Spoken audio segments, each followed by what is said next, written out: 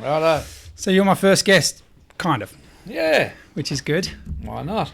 The reason why I wanted to do this, I don't know if you knew. So basically what I wanted to do before the Dabrow Show even sort of came together was I wanted to be able to sit down with you and go through things in your life about what you love, which is family, but surfing. A lot of it. Sometimes we came first. But you have a passion and a love for surfing like no other. And I wanted to get you at your passion at best so that I wanted to be able to sit down with no noise, no kids, no siblings of, of ours, of mine, so that we could go through and just capture the passion that you have for surfing so that my kids, heaven forbid you go soon, or whenever you go, they have something of you at your best. Maybe, you know what I mean? Because eventually you might lose the passion when you can't do it anymore, or, lose the memories that I'd love to be able to capture. And so it might be more than one go. But for now, that's why the Dabrow Show is what it is. I said to myself, if anything, I want to be able to capture you, and if anyone else comes along that I can actually film and that has passion and energy for something that they love, then great. But worst comes to worst, all I wanted to do was capture for my kids, for your grandkids, so that they have memories of their Papa Rick. So, Rick Dabrow, welcome to the world. Thank you very much. Welcome to the world. Again, your Instagram, I was one of your first followers. Really? Yes. So I think it was, or Sophie was one of your first followers, pardon me. Yeah, so Sophie was one of your first followers. Yeah. You started with, when I go right back to the beginning, I see that you have, I think it was like 3 or 4, 5 or 6 followers. Yeah. And it was 4 years ago. Something like that. And it's now 7, almost 8,000 followers. And they're real followers. They're not Russian robots where you pay money and they like your stuff. No. It's like for like stuff. Yeah, they're faithful people. Yeah. They're real people. You have a real community of what you're doing. And this is kind of something that I'm wanting to build, a community of real people, real passion for what they really love. And for me, it's honesty and truth in all that we do. And one of those things today is surfing. So welcome. Yes. All right. It's a privilege. It's a privilege to be able to get you all to myself and sit down, and then the world will be able to see you as well. I'm a nobody. However, there are at least 2, maybe 3 people I can think of that would love me to sit down and do this in Manly and here. And I just said, no. And I kept fiddle-farting around because I knew you were keen and you were first cab off for rank. But no, here we are. See, didn't even have to pay your petrol. No, didn't have to pay my petrol. Cheap. No, that's right. I don't accept checks. No. They bounce. That's for someone who might tune into this. You'll get the joke. You've told me many, many stories regarding surfing over the years and over my lifetime, some of which were just like unbelievable. I didn't know if it were true, but I'd have to take you at your word. Yep. And then some stories you couldn't tell because I was 4 or 6 or 12 and just or 15 not age appropriate. Didn't want to ruin you. Correct. Not age appropriate. Whereas now I'm 33, almost 34 years old. And I think it's time that, and I wanted to then be able to share that with other people that would definitely be keen. I got so many mates lining up, waiting for this because they know the big Rev, Fat Nose, whatever, Sluggo Man, Mr. Eyebrow. They the know mayor. The mayor of Seaford. They know you, and they know you're a storyteller. They know that you don't have a huge rep in South Australia, whereas you should, but in Sydney, of course, you do, and you kind of fly under the radar, but they know. Those in the know, and they can't wait to hear your stories in regards to your love for surfing and little interesting nitbits I'm sure you'll have. And so for me, I honestly wanted to start kind of at the beginning. You've told me somewhat of the story, but where did surfing start for you? Okay. We're here in Adelaide. I was born here, son of migrant parents, Polish. And it would have been, I'm pretty sure, September, October, I think it's September 1962. I would have been 11 years old, 12 in a month. So the reason I remember it was September, and I'm pretty sure it's 62, is because the first issue of Surfing World magazine came out. And I was, as I say, a little wog boy, as we were called then, living in North Adelaide, which is how far? At least an hour and a half from the nearest surfable beach. I had nobody around me that was interested in going surfing. It was unheard of, essentially, in 62. And I walked into the delicatessen, and it had one of those little small magazine stands.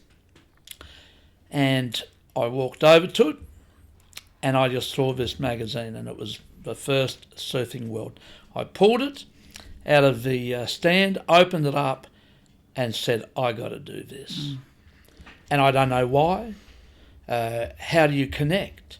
A European kid, essentially, living in a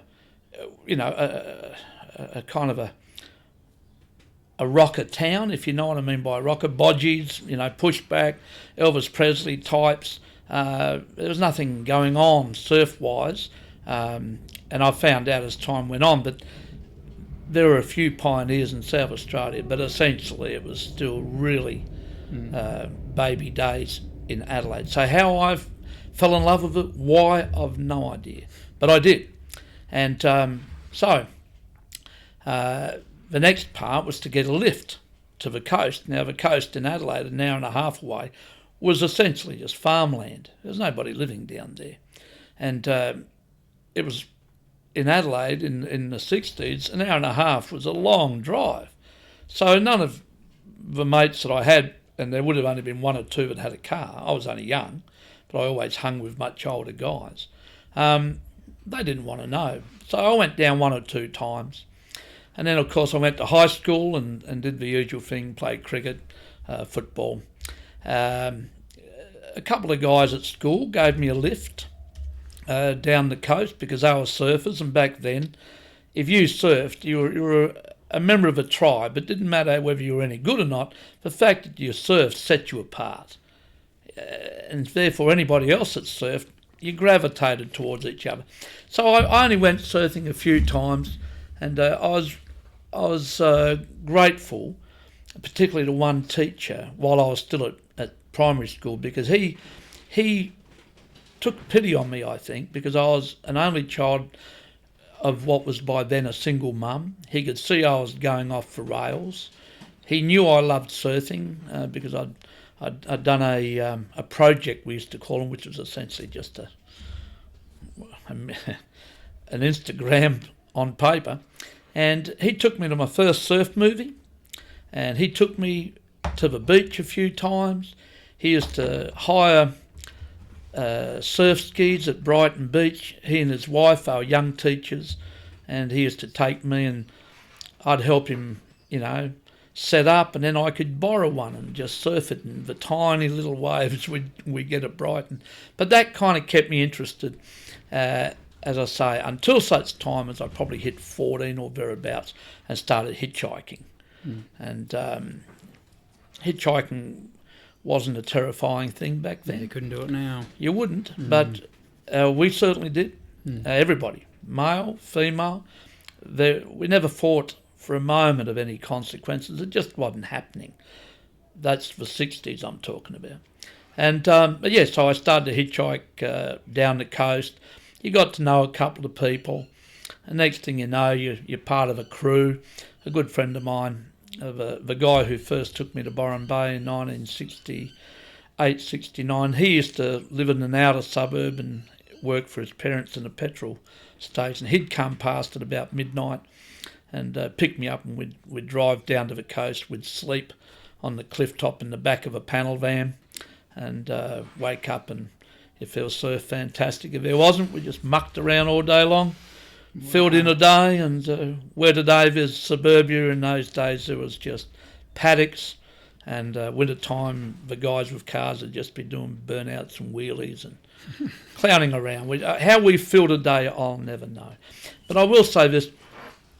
So I fell in love with surfing, reading this magazine. Just said, wow. And the interesting thing is, in that first magazine, there was an article on Angourie. Now, I have a love affair with Angourie, which... It's on your heart today. Well, I'm wearing a T-shirt with Angourie. I spent 6 years living there. I didn't go there for years because it was a place with a really heavy reputation. And yet I got there and have been in love with the place ever since. I no longer live there, of course.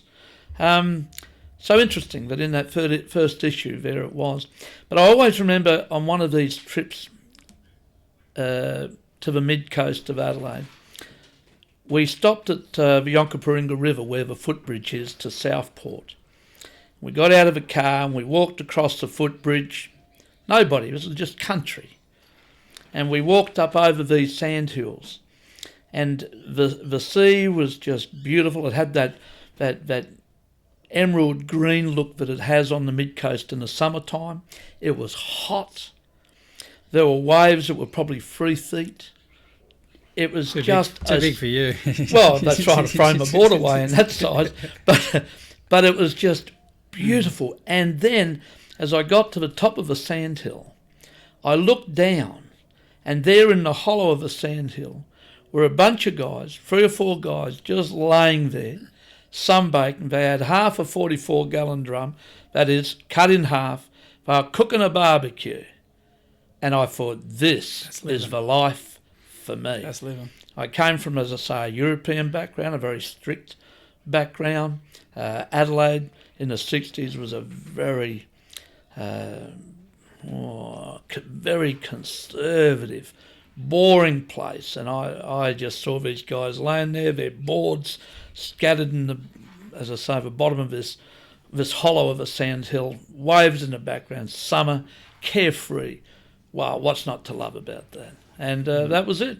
I was hooked, gave up football, gave up cricket, and as I say, went hard after that. And that was when you were, 14? 15 it would have been. I was playing under 15s in the football and cricket, and so I would have been, 14. As I say, hitchhiking, and I just said to myself, that's it, that's the end of the football. I won't be doing it next year. So that would have been what? 60, so probably from 66 on, I was able to get to the coast every weekend. And as I say, you meet mates, you meet guys with cars, like-minded, or you're just plain hitchhike. And whose boards would you use? Like, did you? Well, my first surfboard had it was marine ply. It was a cigar box, heavy. Essentially. It was hollow, and it was probably 7 foot long. And I remember begging my mother. It cost £7. I got ripped off, but hey, you know what grommy hasn't been ripped off? And anyway, I bought it and did manage to get it to the beach a few times. It had a lug in the end, which meant it would fill with water. You'd have to open the plug, tip it upside down, the water would pour out, and then you'd fill it up, lock it up, and then go surfing again. Well, I didn't keep it for long. I got the gist pretty quickly. It was a kook board, and I couldn't wait to move on from that. So the next board I bought was a balsa board, in what we went on to term a pig board. That is, a really wide tail on it, a wide point way back, very similar to what the Americans brought out here in the 50s, 56 Olympics. And anyway, I dinged it, damaged it, and I was just a kid. I didn't know how to fix it, and but I did my best, and I didn't know how they got a finish coat to make it look nice and smooth. So thinking back, I don't think I waited for the balsa to dry out completely either, but hey, young boy in a hurry. I remember getting this thick white calcium paint and painting over the repair patch. And the patch would have been probably 12 inches by 12 inches. So anyway, that seemed to do the job because the board was white pigment and the white calcium paint. And that seemed pretty good. It had a nice smooth finish. I didn't know anything about sanding. Anyway, we went to the beach. Next time I took it out for a surf, paddled it out, hit the water, and of course, the calcium paint just went everywhere. So, obviously still a kook, and just a kid stuck in North Adelaide. And then the next board after that would have been around about late 67, I think. It was an 8. So in the meantime, you borrowed boards, you got by. The next board after that was a Keo. It was about, from memory, it was 8'10". I could be wrong. And it had a beautiful foam stringer. It was the beginning of a fantastic plastic board. And you're still in North Adelaide. Like, how do you get an 8'10" board down? Like, you didn't have. Well, a car, no. Well, by then I've moved to Kent racks. Town, which is on the edge of the city. Yeah. And by then I'd made contacts. And I had a particular friend, as I say, Russell, who used to pick me up when he'd finished the night shift at his parents' petrol station. He'd come past on a Friday night. I was 15, 16. I was, hanging around town, loitering with intent, at the dances and whatever. So, you'd meet girls, etc., but they had to be home. They'd had to catch the 11:30 bus to get home. Buses stopped in Adelaide after 11:30 at night. So, if you did meet a girl at the dance or whatever, well, they'd have to catch 11:30 bus home. You'd walk into the bus stop and then you'd go back to, wherever it was we were hanging around. There was a pie cart in Adelaide in those days in Victoria Square. Yeah.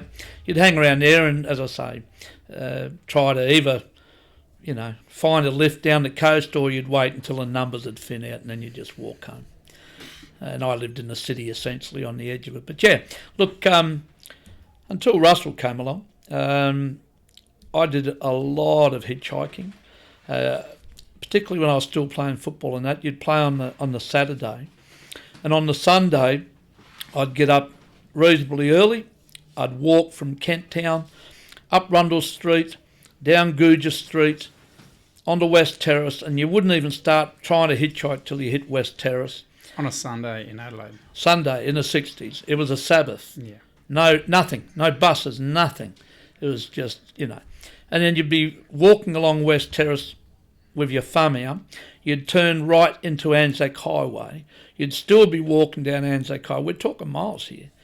Hitchhiking. Mm-hmm. And it wasn't until you got to the corner of Anzac Highway and South Road that occasionally you got picked up before then, but generally that was where your best chance of a lift was, because anybody was heading south would be going down South Road, and so you might get a lift from guys coming from as far away as Port Adelaide, and they'd recognise your face. You might have been dressed like a surfer at the time, and you'd get a lift or two or three lifts from there to finally get to the coast.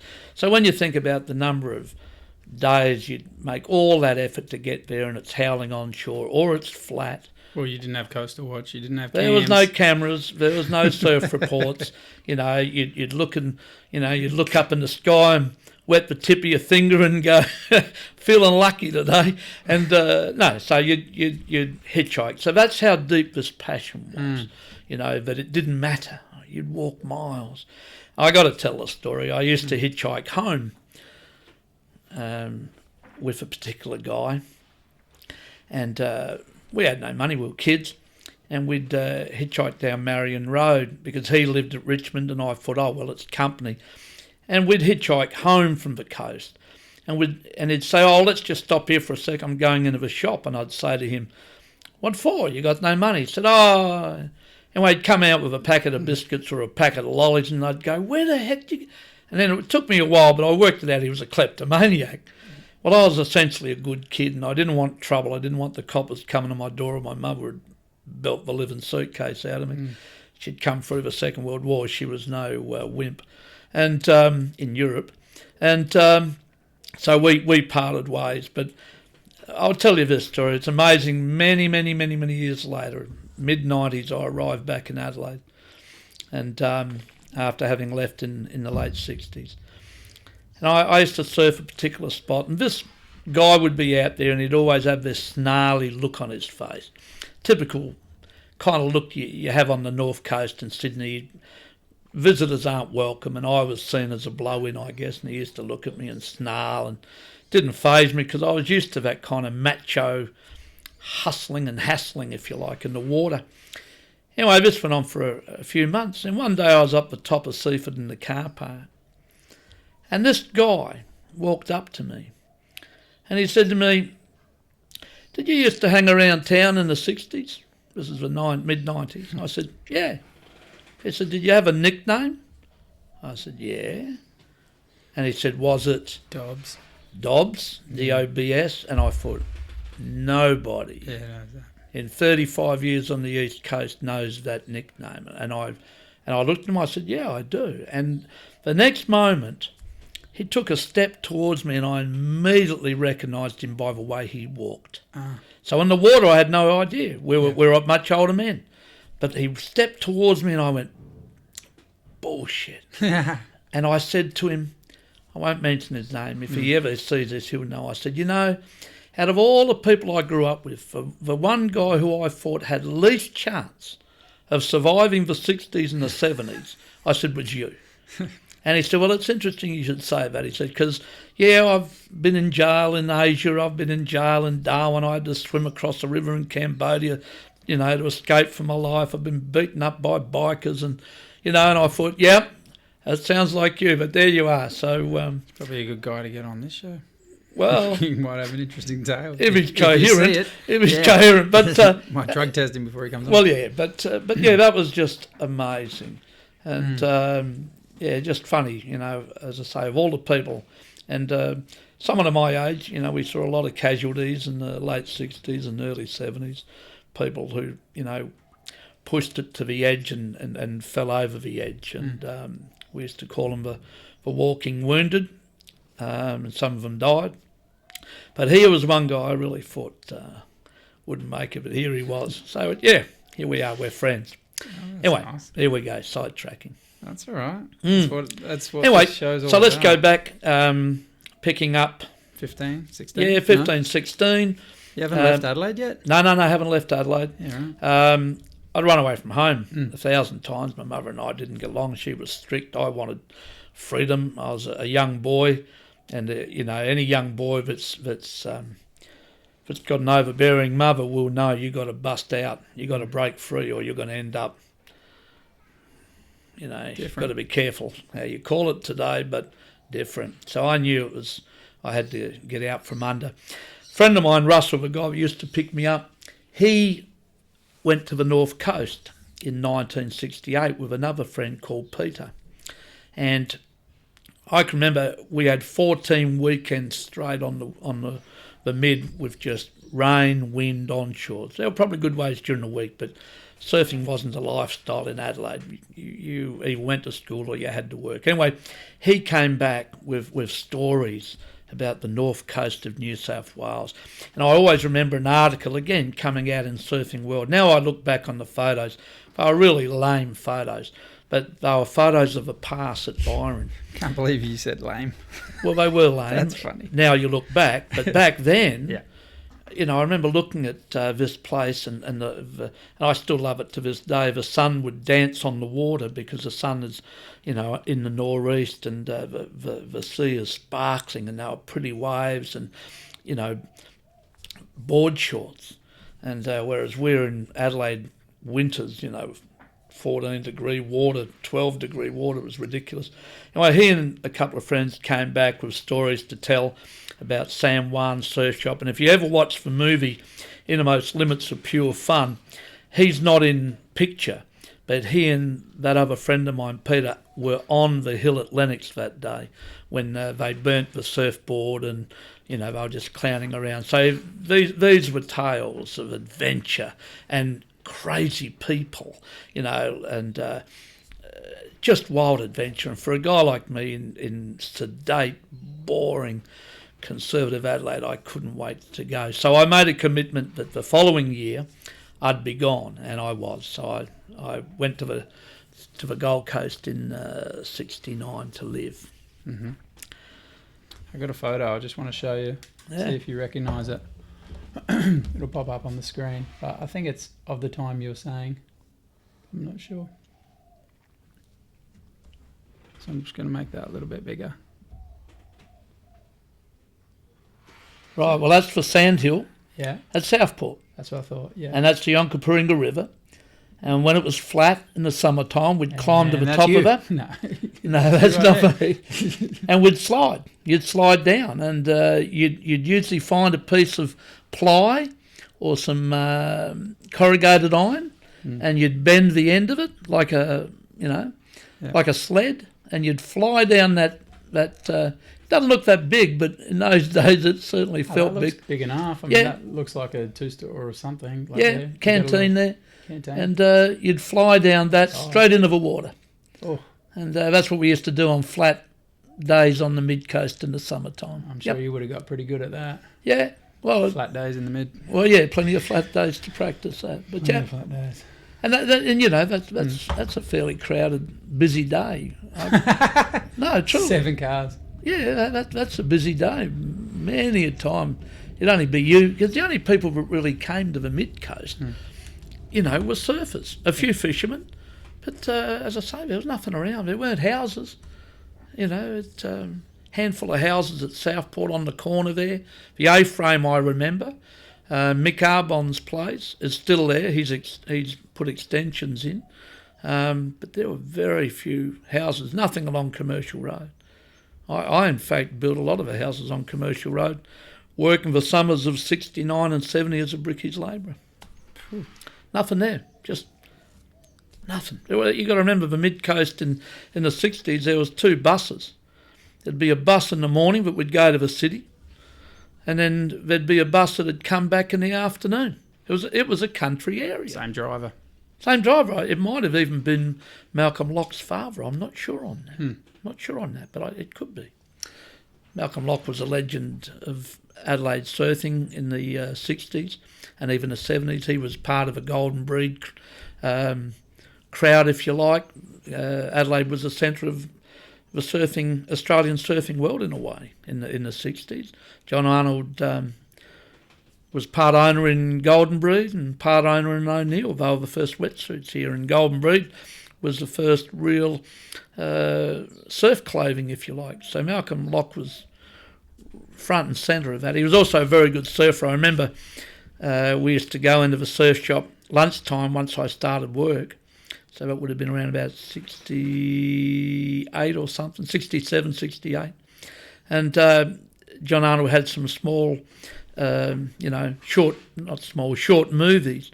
And Malcolm Locke was just amazing because he had a bright yellow short john. Now, most guys were surfing in football jumpers. Mm-hmm. We used to have fires on the beach. Football jumpers were great. They kept you warm until you fell off. Correct. And then they're full of water, so you'd drown or freeze. But Malcolm had this bright yellow short john, and everybody else, was just in board shorts, or as I say, a sleeveless vest maybe. So he was a trendsetter. That's why I put it. But anyway, just thought I'd mention that in case his sons happen to They're good get surfers. a hold of it. Yeah, Christian Very and Josh. good. Chris is a goofy, isn't he? No, Christian's a natural footer. Natural. Joshua is Josh was the goofy footer. Josh, very good surfer. Well, Christian's a brilliant artist, and Josh was going to be the next docky for Billabong. Before Occy lost his way for a while there, and then of course Occy came back. But yeah, Josh is one of the great South Australian surfers for sure. Yeah, so yeah, it was all country down here, mate. It was all country, and there was a I don't remember that canteen, but there I found it. It wasn't on your Instagram. It comes up every now and then. I think it's history of South Australia, and it just popped up. And someone from one of my friends said, "Oh, look, it's near the old 5169, which was Seaford. Yeah. We had that thing that was like 5169, like a gangster thing." Yeah. And I was like, "Hey, that was close. It's Southport, yeah." Well, there was a place called the Roundhouse, which was at Moana. And it was in the 60s, and that was run by one of those classic, balding, white-haired, bright red, chubby-cheeked Englishman. And he used to, you could buy your chips there and whatever else. It was next to the caravan park. It was a holiday destination. Other than that, there was where the toilet block is at Seaford, that was a canteen for a couple of years because, a chappie worked out that the whole of Adelaide that had got into this surfing craze, we're talking mid-60s, they'd come down there, surf on a Saturday morning, be freezing, and he'd sell them, Vegemite on toast or, a cup of soup. And yeah, see, that's smart. Well, for a couple of years. And then Toasty for who knows, $2. it was probably one of those Adelaide lulls with no waves for weeks, and he probably went broke waiting for customers. This is time of the threepence, isn't it? Well, yeah, threepence. Threepence? Yeah. Sixpence. It would cost you sixpence to go into a movie, and threepence would buy you an ice cream in a container. And, so 2 shillings... that was good money. That was good money for a kid. Good money. That was good money for a kid. That's 50 right. cents was a lot of money, mate. Yeah. Really? Nah. Yeah, well, I tell you. Yeah. And so what? 16. When does the travelling up to the North Coast? Well, the travelling started in 69, so I would have been 17. 17. That didn't go down real well with my mum. Mum, dear. As I say, I'd left home 1,000 times, but, just short-term stuff here and there. But this time, I was committed. I was going to get to that North Coast. Who'd you go with? Well, I went with Russell and a friend of mine called Peter, a friend of Russell's and mine. He was he was an English lad, magnificently built guy. He didn't work out or anything. But he was an adopted kid. But he was magnificently built. He had what we call a Zapata moustache. So it was not just a moustache, but it came down, down either side of his mouth. So he had a kind of Mexican look, and he had this wonderful exuberance. He was just full of the joy of life, and he was so happy to be on the Gold Coast. He was with Russell the year before at Byron, as I say, during the filming of Innermost Limits. And there we were living at Coolangatta. That was the year that Man Walked in the Moon. I can tell you, we surfed that morning. It was about 2 to 3 feet at Greenmount, and we'd had a surf. We'd come home for lunch. We were living on Kirra Hill, and you could see the whole of Greenmount Snapper, Greenmount's Rainbow Snapper from our lounge room window. So we'd come home for lunch, and there it was. Man has just walked on the moon. And but yeah, Pete couldn't care less. Couldn't care less. We just wanted lunch and walk back for the second surf. Yeah. And Peter was just this most wonderfully exuberant guy. Our hair wasn't long, as it became eventually, but for back then our hair was longish, and we, coming from Adelaide, knew nothing about drugs. I mean, some of the musos might have known a little bit about it in 68, 69, but the surf crowd hadn't got onto it yet, not in Adelaide. Sydney people had, Wollongong people had, because we had a few older crew living above us, and I always remember there was a hot chick living there, and I was very keen on her. I used to always, be trying to chat her up, and she'd have this most vague look on her face. I just didn't get it. I thought, hard to get. How can you find me irresistible? I didn't realise she was off her face. Anyway, but I tell you what it was like. There was no such thing as a dole. No such thing. If you wanted to apply for the dole, you guessed where you had to apply? In the police station. And believe me, the police did not like people with long hair. I could tell you stories. But they knew us. They had photos of us because they pulled us all in one time. They pulled Peter in because they saw him one day just literally, walking and leaping and just full of life. And they just hauled him in because they thought, well, he's got to be on drugs, this guy. And then, as I say, they People hauled... said that about me all my life. Well, there you go. And Russell, and me were dragged in as well, just because it was their way of letting you know that they knew you were here, and you'd see photos of you, shopping and stuff like that, and you go, yeah, really? And it was just their way of saying, don't step out of line or you're out of here. I mean, the copper at Byron Bay would meet you when you got off the train. He'd grab you by the hair and take you to the barber's for a haircut. Can you imagine that happening? But that's how it was. And imagine being offended then. Oh, I don't offended. think it would have Mate, mattered. if you were offended in my day, you wouldn't survive because Australian humour, believe me, was all about the put down. And if someone said to you, if you came out of a surf and someone said to you, gee, you were surfing good, let me tell you, the last thing you would ever do is go, yeah, because the whole bench full would just maul you to death, just give it to you. So you'd come out of the water and you'd go, oh, this is a setup, they're wanting me to step into this. And so you'd go, no, I wasn't going real good. Someone else. It must have been someone else. You always downplayed it. It was the Aussie way. You never talked it up. You never bragged. And that's why when the Yanks came out here in the 60s and the 70s, we couldn't believe them because, they're just so full of confidence and they're so big on talking each other up. Like, you're unreal, man, to each other. And you'd be sitting there going, these two guys are kooks. but they'd talk it up and they'd go, oh, man. Were they from Santa Barbara? Well, yeah. But whereas the Australian way was absolutely opposite. Oh, total tall poppy. Anybody that, looked like they were going to get ahead, mate, you'd be torn down. That's why my generation, even to this day, finds it really weird to watch cricketers slap each other and hug each other and claim it. And, some, I'm not going to mention names, some guys bowls out a number 11 Bangladeshi and then pumps the ground. You go, oh, give it a break, mate.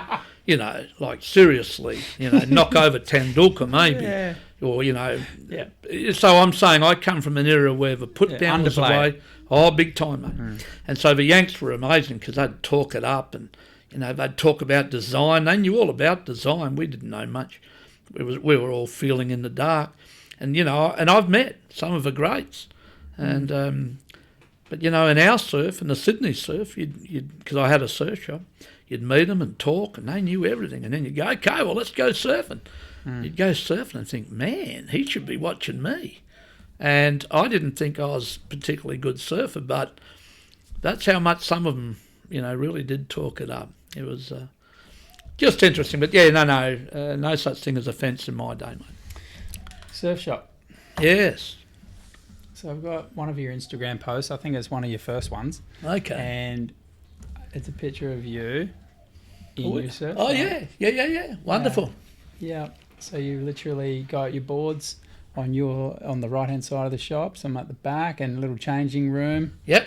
And for people that are playing along but only listening, it's one of Dad's photos on his Instagram where it's literally him sitting on a stool or some kind of director's chair. Yep. And he's got boards on the left, jokers to the right. Yeah. Stuck in the middle. And probably pin-ups of naked girls behind that curtain, probably. But anyway. It says 71, is that what it is? This yep, is what a real 1971, that's what a real surf shop looked like. Seagrass matting, a handful of boards, a smashing of clothing, a few wetsuits. We had long johns and we had vests. We didn't have steamers. I remember one steamer out at Byron Bay when I was surfing there in 1970. Ken Adler was wearing it. It was a chest zip. That was 1970. I was surfing in board shorts. That was the middle of winter. You just didn't need rubber. And where's that? That's Manly. Manly. That shop there was Tim Duff's. Right. I had just arrived back from the Gold Coast. It was too crowded. So that was 1971. I came back because it was getting too crowded. Missed the draft. I'd missed the draft. I had a beautiful girlfriend from Bondi, and I was brickies labouring. I just arrived in Manly. You didn't just go out and make friends. You had to be invited. I used to walk past that shop on the opposite side because that's Sunshine? It is now, and it was, Sorry. yes. But, because that's where the crew hung, the Manly crew. So I wouldn't dare walk past because, they'd go, who are you, Dooley? You know what I mean? Blow in, Dooley. Yeah, I can imagine. They called you Dustin aside. Like oh, Dooley. Heck, oh, mate, they were harsh. Yeah. Harsh to anybody that was a visitor. So I'd walk on the other side of the street. And then one day, I walked past and Larry was standing out front of a shop, and he went, "Hey, g'day, mate." I went, "Oh, g'day." That was my in. So the next day I walked past on that side of the street, and I dawdled past the shop, met Larry. He came out, said g'day. I met Robbie Holt.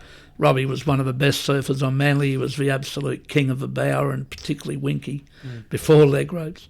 And before Dayan. Well, long before him. But yeah, and that was my in. So all of a sudden, there I am hanging with the boys, the crew of North Stain, and the owner was a real visionary type guy, very generous, but he essentially had his mind on other things, and he said to me, "Do you want a job?"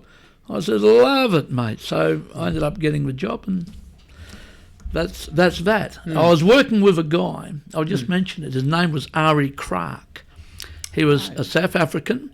He was from Burleigh. He was a beautiful surfer. He was 6'4", 6'5" tall. He had, beautiful long blonde hair halfway down his back. He was the absolute archetypal, surf type, and he surfed beautifully. Well, he and I both worked at that shop. I mean, one of us is all that was required. But this generous guy had two of us working there, and we used to do a lot of partying.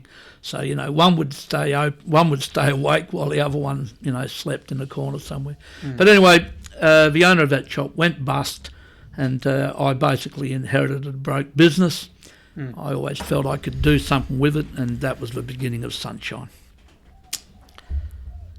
It's still there. It closed down only a matter of a few months ago. Yeah, so it was the oldest, longest running surf shop on the north side of Sydney. So it had been going from around about 70 until, 2018, so 48 odd years. Yeah, continuously as a surf shop.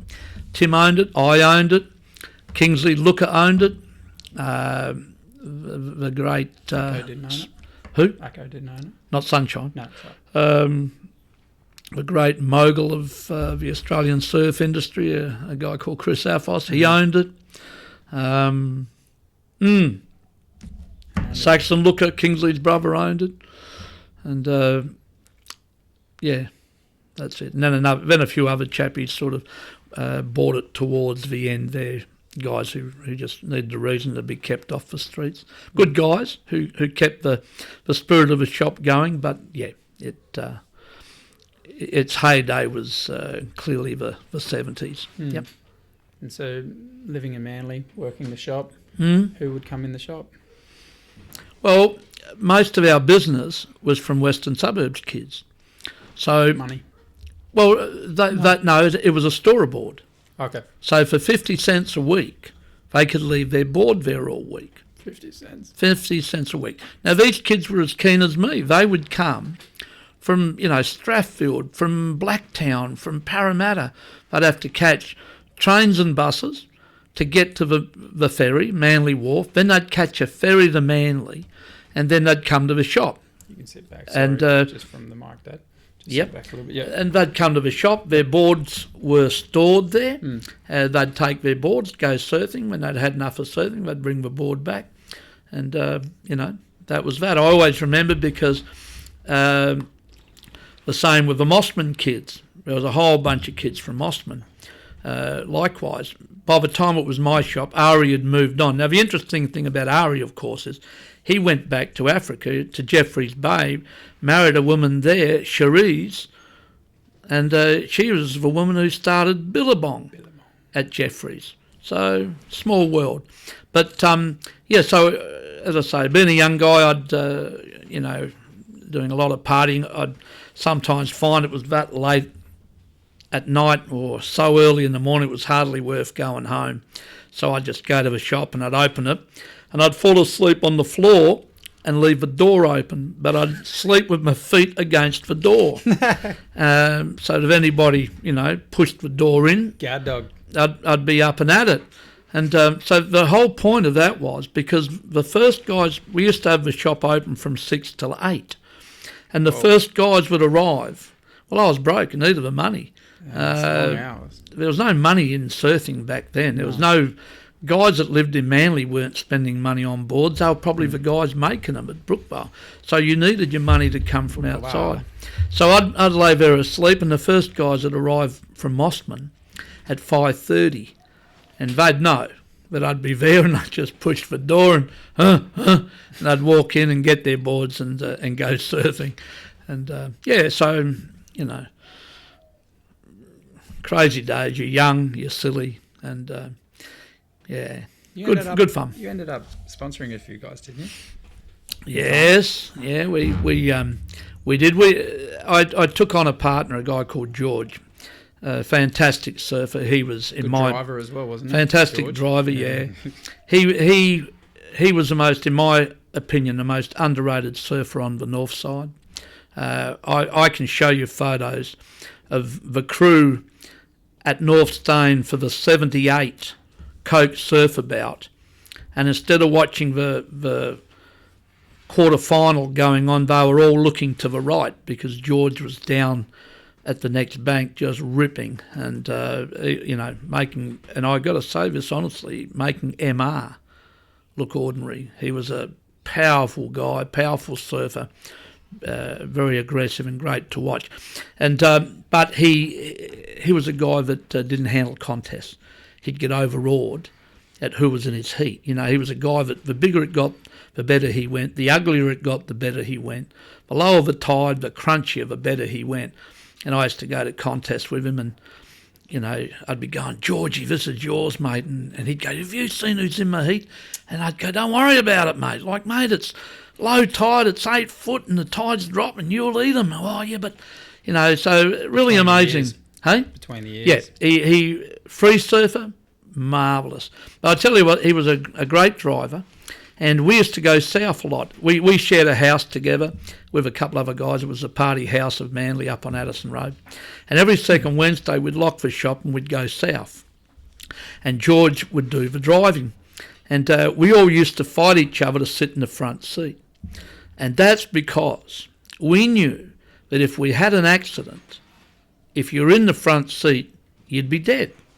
We knew if you were in the back seat, you'd be a mangled mess. Morbid. So at that age, it's all or nothing. It made more sense. Made more sense to sit in the front seat. And of course, he never had an accident. He was a fantastic driver. Yeah. He was one of those people. He'd never entered a motorbike race in his life. He entered one New South Wales titles and came third.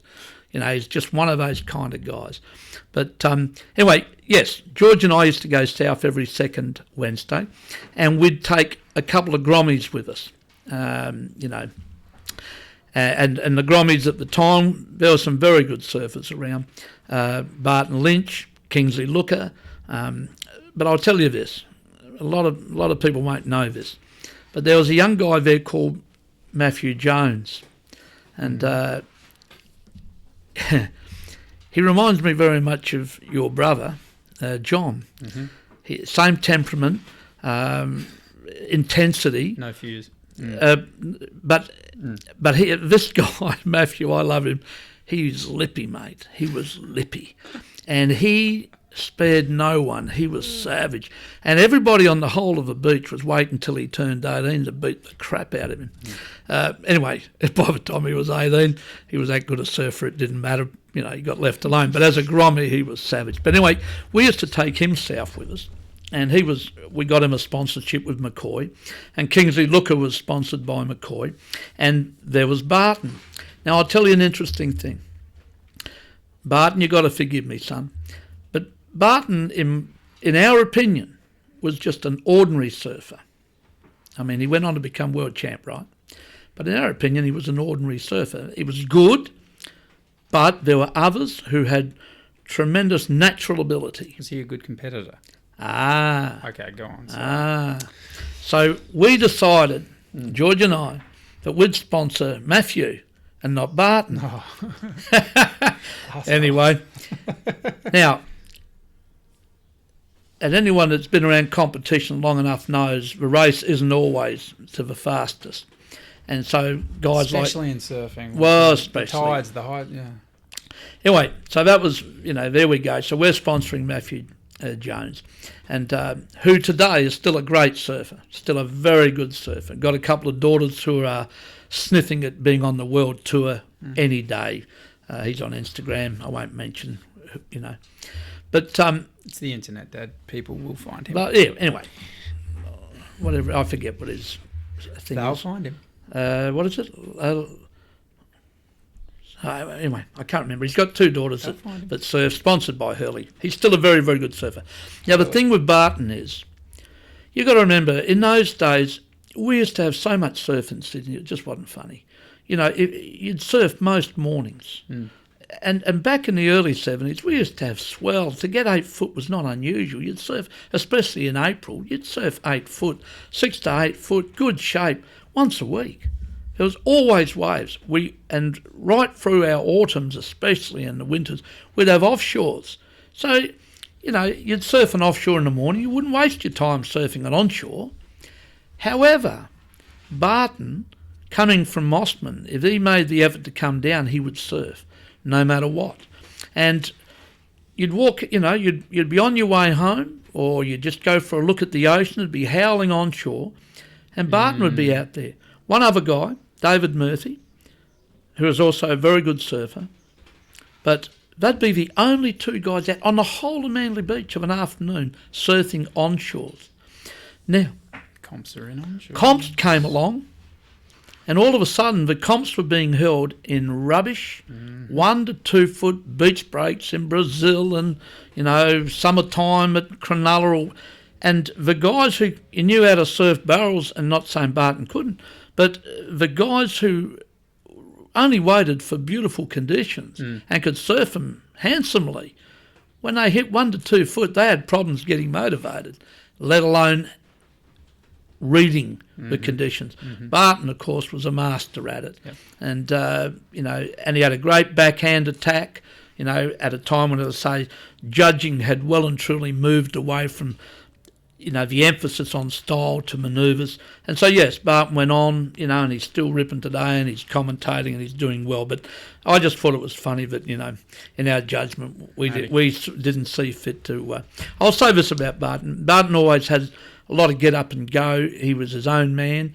I was a McCoy distributor. At one stage, we were the McCoy shop on the north side. We sold tons of his stuff. And I always admired Barton because Barton ended up surfing for Aloha. We also carried Aloha when Greg Clough started the brand in Brookvale. And, I don't mind an argument, and Barton doesn't mind an argument. And we used to go head-to-head sometimes about, McCoy versus Aloha and Varvo. So I always liked young guys that would stand their ground, they'd have a crack at you. Young bull. I was an old bull and I was, 26 or something. But yeah, he always was sparky like that. And, yeah.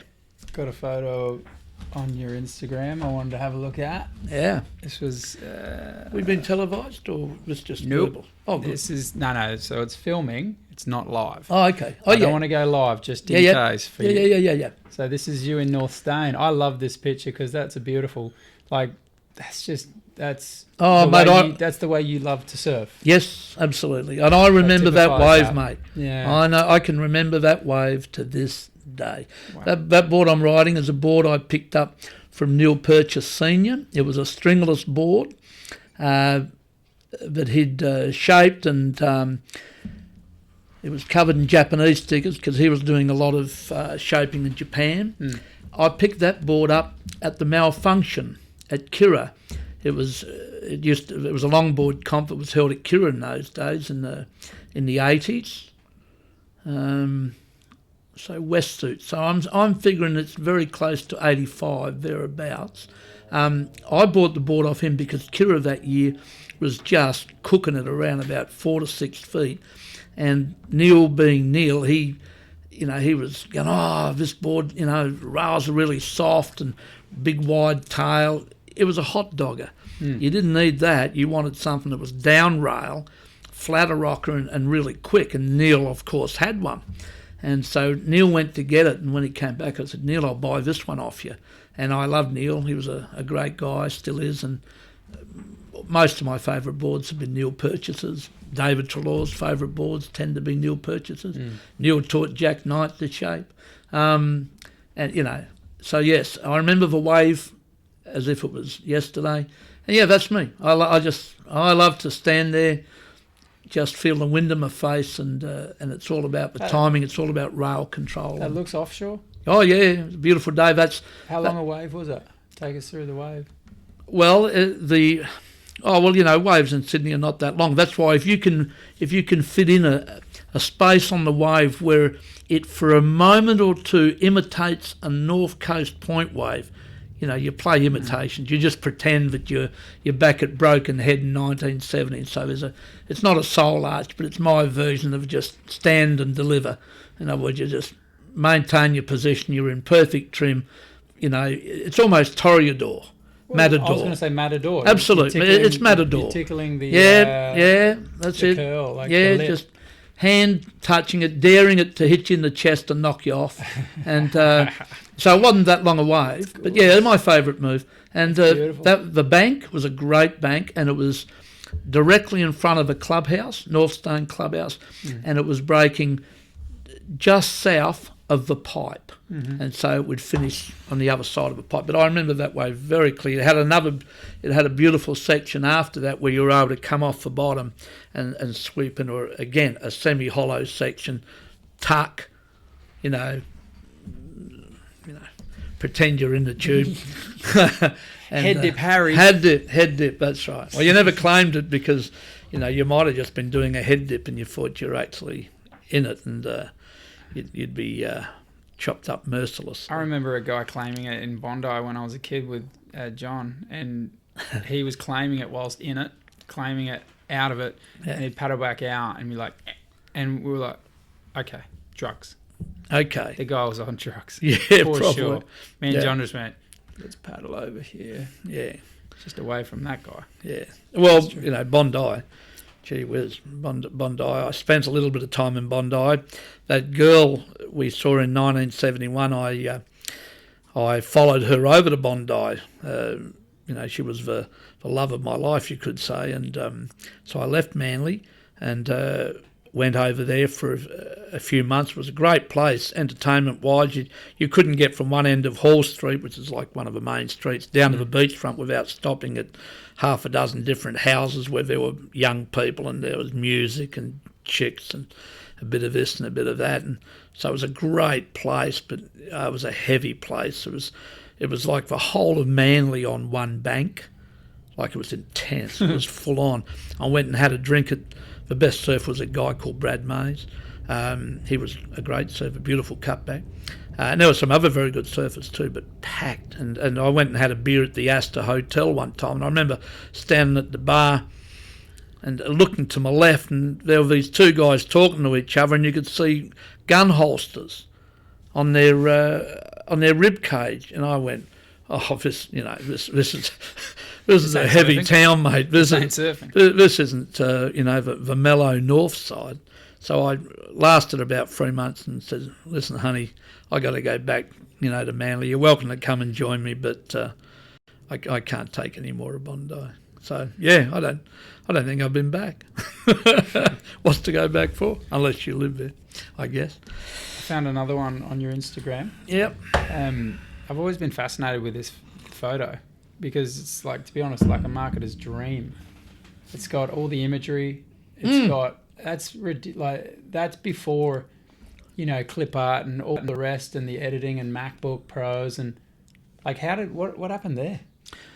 Okay, well I just received my first shipment of McCoys, and the McCoy boards in those days were just so far ahead of everything else by way of construction. He had a great surf team. He had the best surfers in Sydney. He was starting to how should we say, make boards for some of the international guys at the time. But his Sydney team were fantastic. The hot surfers from Narrabeen, and his production was fabulous. Great quality, fabulous colours. And they went. His boards were great boards for Sydney. Well, for me, it was a landmark time because I'd struggled taking over that surf shop. I'd done it very tough.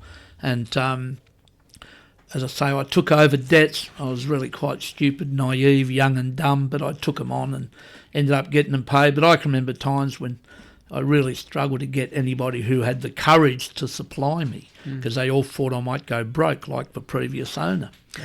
But Jeff was prepared to back me. Well, I can remember Quicksilver coming to town and not wanting to know me. Mm-hmm. Well, I thought to myself, you'll be sorry, you'll come back. And they did. A year later they came back, I won't say begging, but they'd found out that I had become the shop of the area, and that was one of those moments. But yeah, in this ad, but in this ad it was a coming of age. I suddenly Phenomenal knew. Shot. If you're just listening, it's a picture of basically Dad's head beanie with the reflective Top Gun sunglasses, and in the imagery of the sun, in the reflection of the sunglasses, you've got every coloured surfboard standing up, and you're just like stoked. Like you just see it on your face. Oh yeah. To the young ones, young ones, anyone 25 and up to about 35, Dad's head looks like the Scream mask. It's from a movie, but anyway, they'll get it. But the silhouette, and you're just stoked. You can see it. Oh yeah, no, I was because that was the turning of a corner. I now had the best boards in Australia, That's a great shot. And I knew that meant that we'd go from just fighting for our lives to where now. And it was also nice to be accepted. Jeff didn't muck around. Jeff was. I always admired Jeff. Jeff didn't tolerate fools. He knew the industry. He'd been burnt by the industry, and to me it was a real compliment that he trusted me with his boards. Yep. And we had a great collaboration for a number of years. I haven't seen him for a long time now, but we were very good friends at one stage, as much as you can be in business. But we always got along. We never had a hiccup, never a problem. But yeah, and his boards, they got better. They just got better and better and better. And, so they're not only cutting edge, they were not only boards that worked, but they looked beautiful. And, all the young guys would just hang out for Friday afternoons, and then they'd be looking like I look in that photo.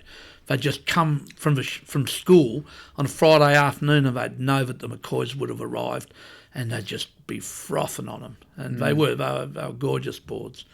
Until the late 70s, and then Jeff introduced the laser zap, and I'd had enough of surf shops at that stage, and I thought it was time to get out for what I thought would be forever, only to find myself back in the game. But yeah, great times. Meanwhile, I saw this and I thought you'd slipped and you'd put a picture of a girl? Inappropriate.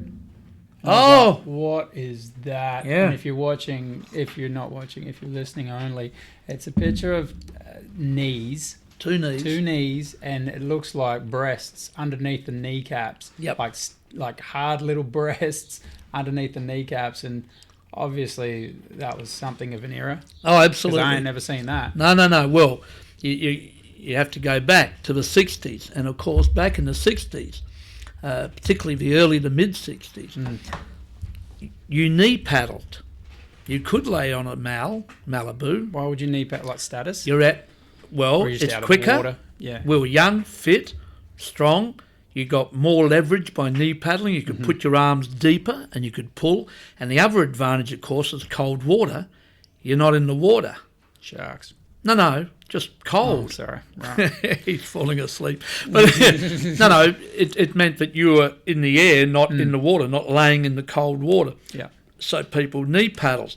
Now, if you knee paddled and you knee paddle long enough, those things there, we called them knots, Knots, but they are also known as housemaid's knees.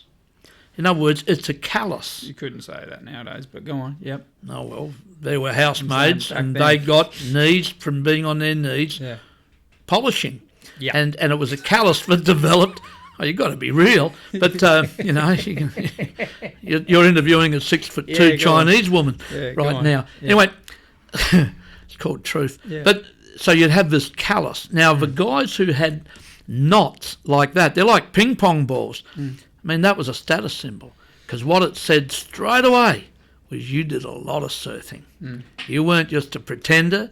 You weren't a weekend warrior.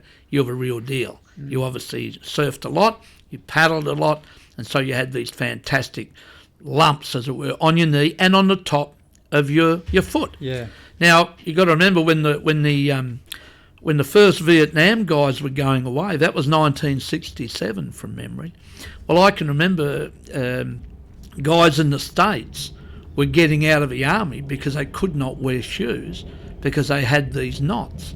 So everybody who didn't want to be in the draft was busy trying to kneel paddle their boards, myself included, and I've still got a very, very slight lump there on both knees, but not to the size that you'd need, like those two were, to get you out of the army. But yeah, they're a real prestige thing. Yeah, I'd never seen them before. Yeah, no, you wouldn't. Most surfers didn't have. No one's knee paddled until, the last few years of the hipsters. They do a bit of knee paddling, but back then, yeah. So this is another picture from your Instagram. Yep. One of the early ones. That's what I mean. This is 4th of January 2015. Yep. So, and we're now October 2018. Yep.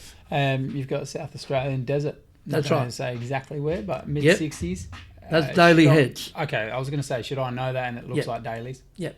Yeah. Yep. So, and that's just around the corner from Salmon Hole, which is the big right, but and then the other way is Gleason's. Gleason's. That's right. That's where you camp. So, okay. Well, there So, looks like a makeshift. There looks like a makeshift fence line. Well, so it would have been owned farm. Yeah. It would have been property. I mean, if the mid-coast was all farmland, then, mate, over there, we're talking real remote. And so did you see sharks? Oh, I'm sure they did. I never did. I was too young to be over there at that stage. Oh, okay, yeah. But the guys that were going over there, they certainly did. They never worried about them. Yeah. And the guys from Western Australia in the 60s, sharks were normal. You'd see them. They were part of the ocean. They never sniffed around human beings. They were like water life, If you go to Richards, and all the dolphins or porpoises, whichever they are, you can be sitting in the middle of 20 of them. You're unnerved, but you're not frightened. And the same applied back then. It seemed to be par for the course. But I do remember guys at Port Lincoln in the 60s sitting on the cliff with 303s. And so that while others surfed, if they saw a big one come around the corner, we're talking Port Lincoln here, big sharks, pipping, they'd let them know that... Start shooting. And they'd disappear. But I can also remember a certain personality in Adelaide who ended up moving to Cactus. He used to shoot a 303 over people's heads out in the water. He was one crazy hell of a guy. Sounds like a hoot. Or his light the end of your sleeping bag. Or his, crazy stuff. Oh, yeah, mate. I can tell you a couple other stories. On his side of. Oh, yeah, well, and he was a big guy. Yeah, I'd rather very be on powerful his side. man. He has a reputation. He's an older man now. Do I know who you're talking about? Oh, you would, but I'm not mentioning names because No, we all might have had a past and we've all matured from back then. But yeah, he was a wild, crazy guy. You didn't mess with him. Well, that's where you said Richards, but obviously just down the road from Richards is Pondy, which is like just 100, 200 metres down the road. Yep. That's where I had my two altercations with the shark. Yeah. So it wasn't a real shark, as people would know as a great white, but it was a bronze whaler, and I was riding a 6'4", so it was bigger than my board. Yep. So it was solid, at least 7 feet. Maybe 8 feet female, I guess, or something. That's what they said. The local said. So I'm literally out Pondy with Marky Boy. Yep. And one other local. And cloudy, perfect day for fishing. Like, we've paddled out. It's only 2 feet, not that great. But we've paddled out, me and Marky Boy, after doing an overnight drive. So obviously fruit doesn't fall far from the tree. But he's like, hey, you want to go to Yorks? And I'm like, yeah, I finished. I was working at the bar. I finish at maybe midnight 1. He's like, perfect. We'll drive then. I'm like, all right. So he's like, you drive the first bit and then I'll drive. I'm like, all right. And you got to understand with Marky Boy, he'd then fall asleep. Yep. And I tried to wake him. He wouldn't wake up. So I drove the whole way. And then we fall asleep at the petrol station because we basically ran out of petrol that morning just putted into the Stenhouse, Stenhouse Bay. They wake up 2 or 3 hours later, and we can pump some fuel off to Pondy. So it's probably 7:30 in the morning, 7 in the morning. And we paddle out, just me, Marky, and the local, surfing for about half an hour. And then I feel this bump on the back of my board. And Marky boy and I used to play lots of games with each other and like grab the leash or grab the back of the boards or grab the leg and, and like piss yourself laughing. And this time I just feel the bump on the back of my board and I'm like, good on you, Mark. And as I turn around, I see this bronze whaler shark. And to me, shark's a shark. I don't give a shit what it is. It's a shark. It's bigger than me. It's in its environment. Yeah. It'd be like fighting She's got teeth. a midget Mike Tyson. Same power. I don't care. Like, I don't care if he's 6 foot or 4 foot. This is a shark, and I can't run. So you're in their element, and so it's kind of nudged me and then backed away, and I've just got my feet on the top of my board, my hands in the air, and just gone, what the hell do I do? And the local has his legs dangling in the water, and he looks over at me and just smiles and goes, "Don't worry, mate, she's just sniffing you. She'll leave you alone." As he's saying it, comes closer to me, ducks under my board, and flicks with its tail, I guess, and that kind of almost knocked me off. And he goes, "Nah," he's just laughing at me. He goes, "I told you, you're fine, mate. It just sniffs you." And it's going towards him, and his legs are dangling. He's like, "Hello, little miss." Anyway, so Marky boy's paddling out at this stage, and I'm just like freaking out. He's like, "What's wrong with you?" And I'm like, "The shark did it." And the local's like, "Yeah, he's a pussy. He doesn't care. Like, there's a shark. Who cares? They're fine." Marky boy kind of goes, "Well, and confidence builds confidence." Yep. So for me, I thought, we've come a long way. Like, do I go in? Because if I go in, it didn't bite me. Do I go, what for? So I stayed out. Idiot. Half an hour later, I guessed the same one. And again, Marky's caught a wave this time. And then, I'm over the crest of a wave and I'm sitting on my board. And again, boom, bump at the back of the board. This time a little bit harder. And I'm like, and I know I'm looking at the local and I know that's not Mark. Yeah. So I know it's like, so I look back, shark again, same, length. This time it's kind of hit and backed right away, a good few meters. And so I go to the local, "Well, what do I do now?" It's obviously back for more. And the guy's like, nah, like I said, "You'll be fine." And as soon as he said fine, it launched out at me, out of the water, jaws open. I could see down its gullet. I could see its teeth. I could see down its gullet. And so it's launched at me like this. And I've just gone, and I've turned my body and moved. And it's snapped shut, but obviously snapped shut here. Yeah. So it was probably going to snap at my chest, but I've moved. So it's just missed, and it's hit me so hard in like the ribs area, and it's bang, and I've fallen into the water, and it's fallen on top of me. Now, it probably got more frightened than me, I guess, because it basically just took off. But it took off with my leg rope around its fin. So as it's taken off, I've flung back, and so my leg is going with the shark, with the leg rope around its fin or something with it. So I feel like it's got me. I thought it had my leg and it's dragging me, and I'm like, for probably only a few meters, and it's kind of flicked out and left. But I grabbed my board, I had a couple of dings on it, and I just paddled. I didn't even have time to check if all my limbs were there. And I've paddled. As I've paddled and caught a wave in, I didn't stand up. I was just laying on the board, shaking, all the way to the shore. Now, Marky boy is a very tan, beautiful man. He's a very, very gorgeous looking guy and very tan. And Marky boy. And he was white as a ghost. I can remember to this day his facial features, because he'd already caught a wave in.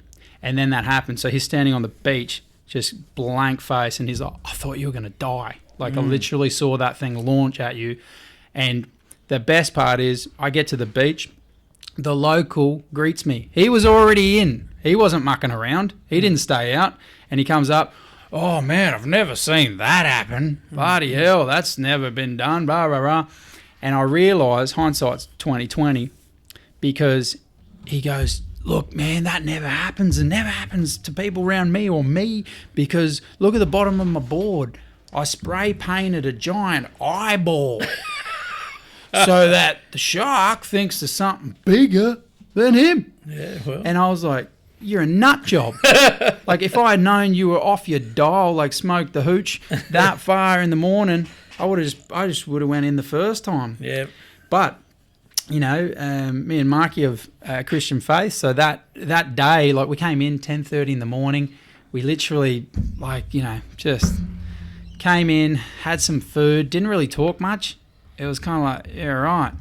And then I don't know what we did all day. We somehow passed the time. But that night I remember being on my hands and knees praying and just going, you know, thank you that I'm still here, I guess.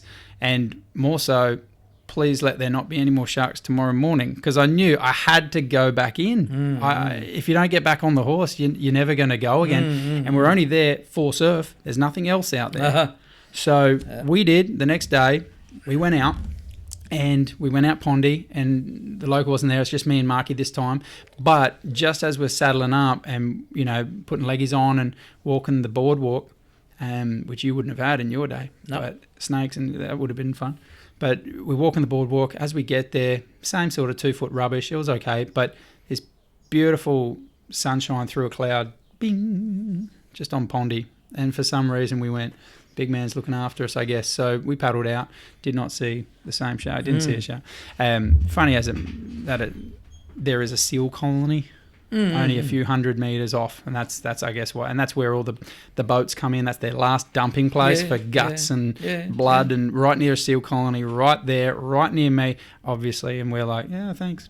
But yeah, and that's why when you're like, oh, no one cared about sharks, no one cared. It's like, neither did I. Yep. No. Until that day. I will just say to you, you know, I'll give you another example. I never did it, but lots of crew used to paddle across the Clarence River from Yamba to Iluka, from South Wall, from North Wall Ballina, North Wall Ballina to South Wall. I mean, who would do that? But people did. Yep. No one ever... You know, I can tell you another story. It's on Instagram, but there was a local at Byron called Paul Haskew when I arrived there in '69, and he used to skin dive off the end of a pier off where the meatworks were. So where the meatworks are in Byron used to be, there was a pipe running out to the end of a jetty full of blood and guts. He used to skin dive there. The young guys at Byron, not the surf crowd, but the local kids, used to jump off the jetty there to impress the girls. Yeah, so I've done stupider things, but... But there would have been other, you know, it was country. There would have been guys there probably with 303s sitting and waiting as well. But I'm just saying if there were attacks, they weren't happening on beaches, they weren't happening to surfers, you know. The only attacks we'd ever heard about, in Sydney, were in the harbour. You know, I remember... Crazy fishermen or... Well, you know, Cactus had the reputation. Yeah, correct. You know, when I moved to South Australia, everybody in Sydney said to me, you're nuts, that's sharks. Well, what about all the sharks that have been at Ballina and Lennox for the last few years? Yeah. So I can't explain it. And they've been taking people. All I'm saying is that in the 60s, well, what about Cactus in the 60s and the 70s, when the guys would paddle across from wherever they were surfing to castles, which is sort of in deep water. They never thought about it. It was just what you did. No leg ropes. Swimming across that deep water, it's what you did. Yeah, Whereas now, yeah, I know guys that won't go to Cactus anymore. Yeah. Because of those two attacks we had a while back, you know, going back 15 years or something. The day after an attack is the most crowded day, they reckon, because they feel like, well, we've had our shark attack now, so we're not going to get another one. And it was 2 in a row. Yeah, bang. It was like bang, Now, bang. even then it was, and you it know, toyed miles with it, apart. apparently. Oh, yeah, horrendous. It was not a good one. No, it wasn't by chance. It was toyed. These both sharks knew what they were up to. Yeah. So that's the difference. In other words, like the locals said to you, oh, don't worry, mate, that's what all of a sudden all bets are off. Yeah. I reckon in the old days they might have swum through the break, especially Western Australian guys. Never bothered them. From what I can gather, it was like, yeah, they're just part of surfing. They're out there. But in recent years, people are getting taken. Yeah. It's not necessarily first thing in the morning. It's not necessarily late at night. It's not necessarily when it's overcast or raining. You know, the ones at Lennox and Ballina were in beautiful, crystal clear North Coast days of clear water. So you remember the day with Mick Fanning, when he got attacked? That brought all those memories back for me that day when I watched, because it was exactly like that. Yeah. It was literally kind of bumped him and he kind of looks and they kind of jumped at him and he's like, and he jumps off his board sort of. Yeah. I mean, mine was, I thought, a little bit heavier because you could actually see its teeth and its gullet and it fell on me and then I thought I was being dragged, but it was, and it came back for him and he was kind of like punching. Yeah. Could have been horrendous, mate. Frightening. Could have been, and it was on live TV. I remembered watching it live and just going, and I just got flashbacks of it. To me, I never cared. I was a surfer that, you know me, I used to drive down to Victor or, you know, I don't know if I did Yorks by myself, but certainly with Mark, and I had no qualms whatsoever. It was, it's part of the ocean, it's all good, and I'll be fine. And like sitting in the front with, you know, front seat for George, I was like, if it takes me, I'm dead, so that's cool. Until when it came at me, I didn't die, but I got frightened. I was like, if it took me and I died, I'm dead. I don't need to worry. But this time it kind of didn't, and that freaked me out more. Mick Fanning, that time was just, I remember ringing, I think I was watching it at work somehow, and I'm pretty sure I was watching it live. And Sophie's like, I saw it. I'm like, that's exactly what happened to me. Yeah, no. And you imagine his, like, you know, family at the time or whatever, his parents. Mate, the whole surfing world could have seen something, horrendous, you know. It could have been whoever it happened to. It was horrendous. Yeah. But hey, didn't George like do some stupid drive all the way from Sydney to Yorks and then back? Didn't surf? Georgie drove to Cactus. That's by himself. 8 hours from Adelaide. Cactus is 8 hours from here. Sydney's 22 hours. So plus, from here. 30 hours of driving. Yeah. So he drove there, got the Cactus. There was no such thing as surf reports. There was Coastal Watch, nothing. Cameras, you know, long range. It was just, you know, take your chances. So he drove to Cactus. 30 got hours. There, onshore. He must have had a rest, I suppose, and drove straight back. Yeah. That's old Georgie, but you know, that's just ridiculous. He was impatient. He liked to drive fast, you know. And mate, you're young. I can remember going 3 days without sleep many a time. Like, you know, you'd be out partying, doing whatever you're doing. You know, there was life to be had. You weren't going to waste it sleeping. Not when you're young. But here's an old picture from your Instagram. I wanted to find out who this guy was because he seemed interesting as a young'un. Oh yeah. Kevin Head Brennan. Yep, Kevin Head Brennan. Head? Why? He had a big head? Yes, he was. He did. Yep. Oh, so he called him. Well, he was junior and senior champion. Head. He was junior and senior champion at 15. Yeah, right. So. Hello. He would have had a head. He had talent and he had a mouth and he had backup. He looks like he had a mouth. Well, he did. And he had backup by that older fellas. Brothers, yeah. And, you know, I was talking to a friend of mine yesterday at an event, surf event here, and he reminded me of how he used to be, quote, the rabbit. In other words, he would go into a hamburger joint or something and there'd be a bunch of guys there and he'd pave them out and call them, you know, something derogatory. They'd chase him and his mates would all be lined up out the front waiting for the blue. That was Australia in the 50s, 60s, you know, maybe even in the 70s, but certainly in the 60s. It was a tough culture, and as I say, but he was a great surfer. I never knew him. I met him at Byron in 1969, and or was it 70? Can't remember now, but he died not long after. He became a heroin addict. Hung around the King's Cross.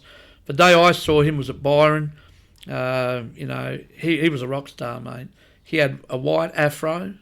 I always remember he had a caftan white cheesecloth caftan. He had bright red jeans. Like, who had bright red jeans? With a white afro. White afro, the shirt, sneakers. He just looked like a surfing star. And he had the talent. And he was cool. And he was, I would have been a 17, 18-year-old kid from Adelaide, big fish in the little pond, but on the east coast, mate. Yeah. And you saw, and he was there, and I just went, wow. And then I recognised him. But yeah, it's a sad story. But no, he was a very, very talented kid. It's interesting if you watch the movie Hot Generation, he and Bobby Brown are surfing together at Tallows, and it was the last time they ever surfed together, and both of them sort of had untimely deaths. Bobby Brown was another great surfer from Cronulla. He was from Bondi, Head Brennan, and and both of Bobby Brown was glassed in a hotel. There was some nasty people around. I remember a glass being thrown at me by a manly guy. Hey, Mum. No, I'm kidding. Love you, darling. Ex. But different times. There've always been bullies around. There's always been it all comes back, nasty people who just don't like you, don't like the look of you. You had to learn how to negotiate, navigate your way through those situations. Keep your eyes in the back of your head. Oh yeah, well we were just we were just having a drink at the pub, and maybe I was lippy. I don't know. I had a gorgeous girl. That might have been enough to pee him off. He was a redhead. Maybe that was enough to pee him off. I don't know. But anyway, he meant it, and he probably has forgotten he did it. But we've become friendly in recent days. Interestingly, life's interesting. You do around. stuff when you're young. Yeah. People make mistakes, Yeah, you do do. Stupid stuff, Yeah. and then they outgrow it eventually. Yeah. Hopefully, the ones that don't make it. They blow it. But anyway, yeah. This picture, I want to see what your thoughts are. This one and then the next one, I want to compare the two and tell me which one is better in your opinion. So who's that? Right. Well, that's Wayne Williams from Angari. Yeah. Jesse's dad, and the girls. Rest in peace. Is he? Who? He's not with us. No. Wayne Williams. No, Yeah. he's passed That's on. what I thought. Yep. So that Instagram was a late, I don't know what the word is, obituary, is it? I wasn't there when he passed away. Yeah, right. And Angari, I told you earlier, I went there once, maybe twice in 1970. First time had the car broken into that I was travelling in. No, the first time would have been 69, because I remember Ted Spencer riding that little 4'8", 4'10" board. And then went again in 1970 and, as I say, had the car broken into. Had a really fun wave at Pippi's. Saw Ted Spencer out at Angari. I mean, this is history. Ted Spencer at Angari is amazing. Part of Australian surfing history. The evolution of a real short board. Anyway, Angari had a heavy reputation. It was a very unfriendly place. There were people there that'd punch you as soon as look at you. I didn't like that sort of a scene. I never went there. Just didn't want to know. But I, for different reasons, went there in 1990. And Wayne had a fearsome reputation. Not only was he a great surfer, though he was past it by then. He was more interested in the races. He was still making boards, and great boards, but he had lost interest in listening to Grommies frothing about doing re-entries. He was more interested in reading his race form and whatever else. He lost his stoke, I guess. Yeah, exactly. He's had great waves, and he was a family man, had weight in his shoulders, but he was always very decent to me. Very kind to me, in a town where there were some people who were quite hostile, quite unfriendly. Angari's changed a lot since then. Yeah. But by Jingoes, it was a tough town, and it was even tougher before I got there. Certain famous surfers never went surfing there. They might have been superstars of the 70s, but they didn't turn up there, mate, because, as I say, different reasons. You didn't push in, you didn't muck about, you didn't paddle out and think you owned the place. You had to respect the locals. They were the guys that had put the time in. Dangerous place. I mean, because I also remember being as a kid. You know, I went the wrong wave. Knocked out all 3 Took the fins. advice of a girl, if I remember right. You got to be careful taking advice from girls. I learned real quick. You lost. Did you lose all 3 fins? Women are the devil. Yeah, I learned real quick. Did you lose 3 fins? 3 fins. On your first You wouldn't thruster? let me. Yeah, you wouldn't let me surf there until I could cut back. Cut back at will. And That's right. I could, as sort of, and you were like, oh, all right. And it was 2 foot, and then it jacked over a 2-hour period to about 4 to 6, apparently. Yeah. And you were like, I must have been 11. I don't know, maybe 10, maybe 9. Oh man. No, Yamba. I was 6, 7, 8. Yeah, so you I was were probably young, 9. mate. I was probably 8 or 9. Yeah. It was 2 foot. Suddenly it was a bit big. It was getting to 4 to 6 feet, and the girl's like, "Go this one." And you. And I was like, "Okay, as long as you love me." Yeah. Turned around, took it, and it wouldn't close out. And Gary's like powerful, so I just but it got would have been a caught low behind. tide, mate. Yeah, I got caught behind, and it was like pop, pop, pop, pop, pop, pop, pop, pop, and I just jumped off, and then it was Every time I go back, 3 fins. I look at it at low tide and go, yeah, because it's uncrowded, and then you paddle out and you take off on small days, and you're right on the rocks and go, oh, that's right. Now I remember that's why there's we don't. nobody surfing here. 3 fins, 3 lashings, I'm sure, but it wasn't great, and I learnt, girls, you're the devil. Yeah, so I because I wasn't there when Wayne passed away, I just thought I'd write some kind words, and that was a very famous photo from Tracks magazine. It might have even been a full page cover from Tracks magazine. But yeah, I just wanted to pay my respects. Yep. And you know, that's full rail, mate. That's a full rail it's 90 cut. degrees. Yep. He is on edge. The rail is buried.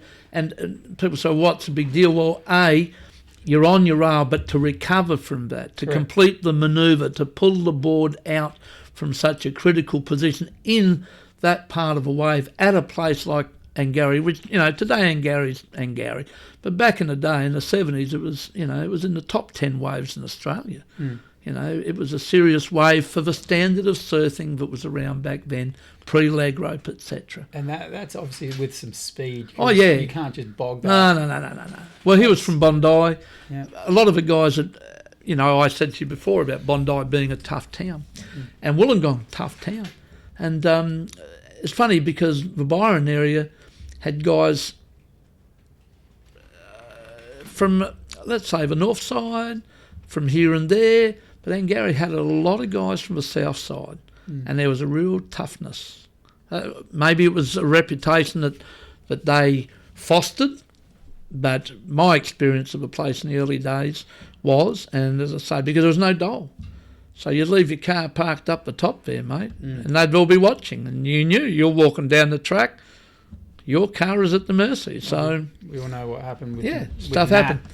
With Nat there. Oh, yeah, well, that was a long time coming, wasn't it? Well, you know, that's controversial territory, but Gotcha. Nat was the king, the unequivocal king of the jungle. If he roared, the jungle stopped. Yep. And Nat was a marvellous surfer, a big man, powerful man. Even when we were living there, son, even in his 50s, he was still, even in his 50s, he was one of the best when it got serious there. And so big wave surfer too, like solid wave. Oh, he was, surfer, he was fearless, mate. The man's 6'4", he had size 14 feet. You know, Nat, I'll never forget it. I reckon he was 55 at the time. It was a 6 to 8 foot day at the point. I was paddling out, and side on, I watched him take off. And this thing, as I say, jacked. He took off late. He free fell with white water falling on him like a waterfall. He hit the bottom, he bent his knees, he planted his feet in that bloody thing, that board. He was riding a 6'4", Hawaiian Pro Designs, if I'm correct, because I think Bryce Ellis was living there at the time and he had the same brand, and he just came around this section, mate. It was like in, you know, just, it was beautiful to watch, you know, like, I'm only a little fella, lightweight, you know what I mean?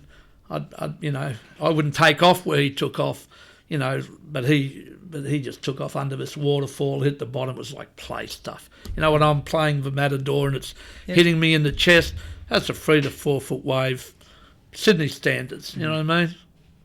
This is an 8 foot Angary. Proper feet. Proper. And so, but anyway, back to... And interestingly, because we were renting a house from Michael Everywave's in-laws. We were at Cox Street when we were living at Angary, or Yamba actually. Anyway, there's a long story, but yeah, Nat had got away with a lot of stuff over the years because he was the king. He was used to being the king, and surfing back then, if you had talent, you could be the biggest dick under the sun, but you got respect. And I'm not saying that was. No. I'm just saying, because there were guys who made it their business to give you a hard time. I'm thinking Angary and other places, Kira. They made it their business to just give you a hard time. Burley was another place. But they were good. Yeah. And therefore, unless you wanted to punch it out... They had a licence, yeah. And to punch it out meant you were taken on the car park. Correct. Because the Burley boys stuck together, the Angary crew. They might have fought one another, but they had cliques. Kira, you're taken on the car park. Same as Hawaii. It wasn't just you and some fella, And so Michael was a very good surfer. He was strong physically. He took no crap. He was an old-fashioned guy. He sorted it out the old-fashioned way with fists. Nat, by that stage, was getting on. Nat made a move that was unadvised. When he was king of the jungle, nobody would have blinked. But you can't necessarily say and do stuff today that you could then. And the fuse had already been lit. Yeah. And so in the end, that was an unfortunate thing. But, Nat had aggrieved a lot of people over a long time. A few blokes over the years, particularly Hawaiians, had a crack at him. And that was just very sad. Surfers have always been notorious for a lot of bark and not a lot of bite. Oh, it's still the same. If you had some power behind it, they'd go, okay. Mate, you can paddle out, I always remember the fantastic story about you and John out at Superbank. That's classic, and I'll tell it in a minute. It's worth hearing. Don't try it unless you're prepared to back it. Yeah. I've got two big boys here that could get away with it. But what I'm saying is, if you were a knuckler and you decided to paddle out and you wanted to sort it out, well then that ability thing threw out the window. But most people that surfed had a very high regard for the guys that were good. And they got away. There was a shame if you weren't. Yeah, and if you weren't you just good kept your head down. And you got in their way, whether it was paddling out or because you dropped in, it was an embarrassment. Yeah. It was a shame. You wouldn't show your head on that beach because you were the goose that got in the way of so-and-so. Whereas today it's quite different. Well, now they rock up with a paddleboard. Oh, they rock up with a paddleboard. They rock up as men in their 30s. They're fit, they're strong, they've got a level of achievement in their life, and they think, I'm going to take up surfing. The next thing you know, they're out there, and they're going for ways they don't deserve. They're not good enough. They've learnt their books on a keyboard, or they've learnt their rules on a keyboard. They want to argue with you. They have no understanding of etiquette in the lineup. And I've surfed the busiest waves in Australia. I've never had problems like I have in recent days with people who just don't get it. But they're big, they're strong, and they'll argue with you. But I'll tell a story. Reuben, his brother John, football types, and both very good surfers, and both represented the state, and etc. And they were out at Superbank one day, and very hard to get waves, so they pretended that they didn't know each other. And back then, Rube had fairly long blonde hair, and John had jet black dark hair. He looks a bit Maori-ish with the big, shoulders and arms. He was golden brown. It was summer. Yeah, so he looked dark. He was dark. And Rube had the blonde surf looks. Anyway, they started a pretend fight out in the water where they started yelling at each other and abusing each other and threatening one another. If they dropped in on each other ever again, it had come to blows, and it got serious and in the face. So anybody looking on thought these two guys are fair dinkum. What was crazy was I was the one instigating it. Oh, okay. That's what looked crazy, because it's like the Maori looking fella. He looks like he can go. Once we're warriors, and I was this blonde hair, blue eyed. I'll knuckle you if you get in my way again. And he was like, "Oh, really?" Yeah, you wouldn't say that to John. And the whole crowd just dispersed. Yeah. No one wanted a piece of anybody. And A look, little bit of violence is okay. the same is true. The same is true, and you know, and that's how it is. I'll tell you a funny story in Manly a few years ago. There was a certain guy down there. He was a very good surfer, but he lost the plot, and he really did lose the plot. And I watched him one day out in the water, and he was abusing these two guys. And you know, the Brazos aren't popular in Sydney. But they weren't Brazos, they were Costa Ricans, but they were brown-skinned fellas. And this bloke, very good surfer, local, brought up in the area, was giving it to him, was paddling around, harassing him, dropping in, just because I said he lost it, he's cooked his brain. And he's calling them in to the beach. Anyway, they're calling them in, and they just avoiding him. You could tell by their body language, they just didn't want to know. You know. Anyway, finally they come in. The two of them. The guy that's been giving them grief, he comes in. I'm watching. One of these Costa Ricans has assumed a stance, but suddenly told me this guy knows what he's doing. No. Yeah. This bloody idiot walks straight in. Bang. To a bang, bang, bang, bang, bang. He's on the ground, blood nose. You know, and I'll have you. He's still wanting to go on, you know. And then, interestingly, the other Costa Rican, he starts to set in on it. He wants to get in on it. So suddenly it's 2-on-1. Yeah. Suddenly next to me is a guy that used to manage the restaurant next to the shop at Dripping Wet. He's ex-Israeli. The Israeli, the Jew. Secret Service. Yeah. He's standing going, hey, you. He said, I think your friend is doing perfectly well by himself. If you think he needs help, well, then maybe I'll come and help the other bloke. And I just thought, you've got to be careful who you call to the beach, because these guys could surf, but they had a lot of talent, you know, with self-defence, and they made a mess of it. Anyway, that poor idiot blew his nose, blood everywhere, paddled back out, and I thought, I wonder if he's learnt anything from that. But anyway, so yeah, be careful who you stir up. Well, I once went, I don't know if it's down south, like from Manly, I went with the Adonis, the long-haired Adonis that we know and love. Oh, yes. And my love child. The Brute Squad. Yeah. Yeah, and literally went with him, and Love you, JP. he's six, what is he, 6'4", 6'3". He's Across the built shoulders. he's built like CrossFit, but wouldn't do CrossFit. He'd do more yoga than CrossFit. Well, that's because the girls wear leotards. And the long hair, still has the long hair, like throwback. And Well, he reminds me of went to- Rambo in First Blood. Yeah, no, that's what he looks like, Yeah. Rambo. He literally is built Well, like he was. a brick house. He and was he's got this. Special services. You know who he reminds me of? Yeah. Gaston. Well, yeah. From, because I've got kids now, so Beauty and the Beast, but Gaston, like, you Yeah, know, yeah. so does Frankie. But so we go to Narrabeen, and me and Gaston, and we paddle out, and we wait our turn, because he has a set of principles no one else. No, he's I've ever met. principled. He is absolutely moral and principled, which was we wait our turn, and we did. I wasn't a young punk or anything. I'm an okay surfer, but you go, you wait, you watch people. Yep, you realise where you are in the pecking order, and you wait, and then you get your shot. And if you stuff Better up make that the wave, most of it. Yeah. game over. But I didn't. I surfed it really well, backhand, great, couple of little snaps, beautiful, pulled off. So you could tell some people were like, oh, he's okay. So we're out there for a good 45 minutes. But there was this one guy that kept on hassling old mate JP. For some reason, just little quips here and there. Just, I don't know if JP knew he was actually talking to him, maybe. And then the guy realised that me and JP were talking and we're mates, and so decided to mess with me. So I've paddled for a wave. I am in the right of the wave, so I'm on the inside of this left, and I'm paddling and he's paddling, and I'm like, what are you doing? Like, I've shown you I can surf. So, and I'm like, yep. And he's doesn't give a bar. So I take off, he takes off.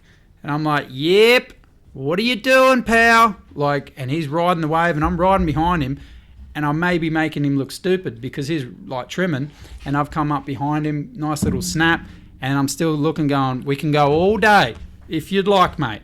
And finally he pulls off, I pull off, and I start paddling, and like, and I just looked at him like, what are you doing, mate? And he's like, well, this is my beach. And JP says, I don't see your fucking name in the sand, champ. And then like the guys just kind of looked over at JP, and JP gets off his board and sits up like this proud lion. And he's just looking at him with this stare, and the guy's like, all right, and just paddled off. But that could have gone any different way.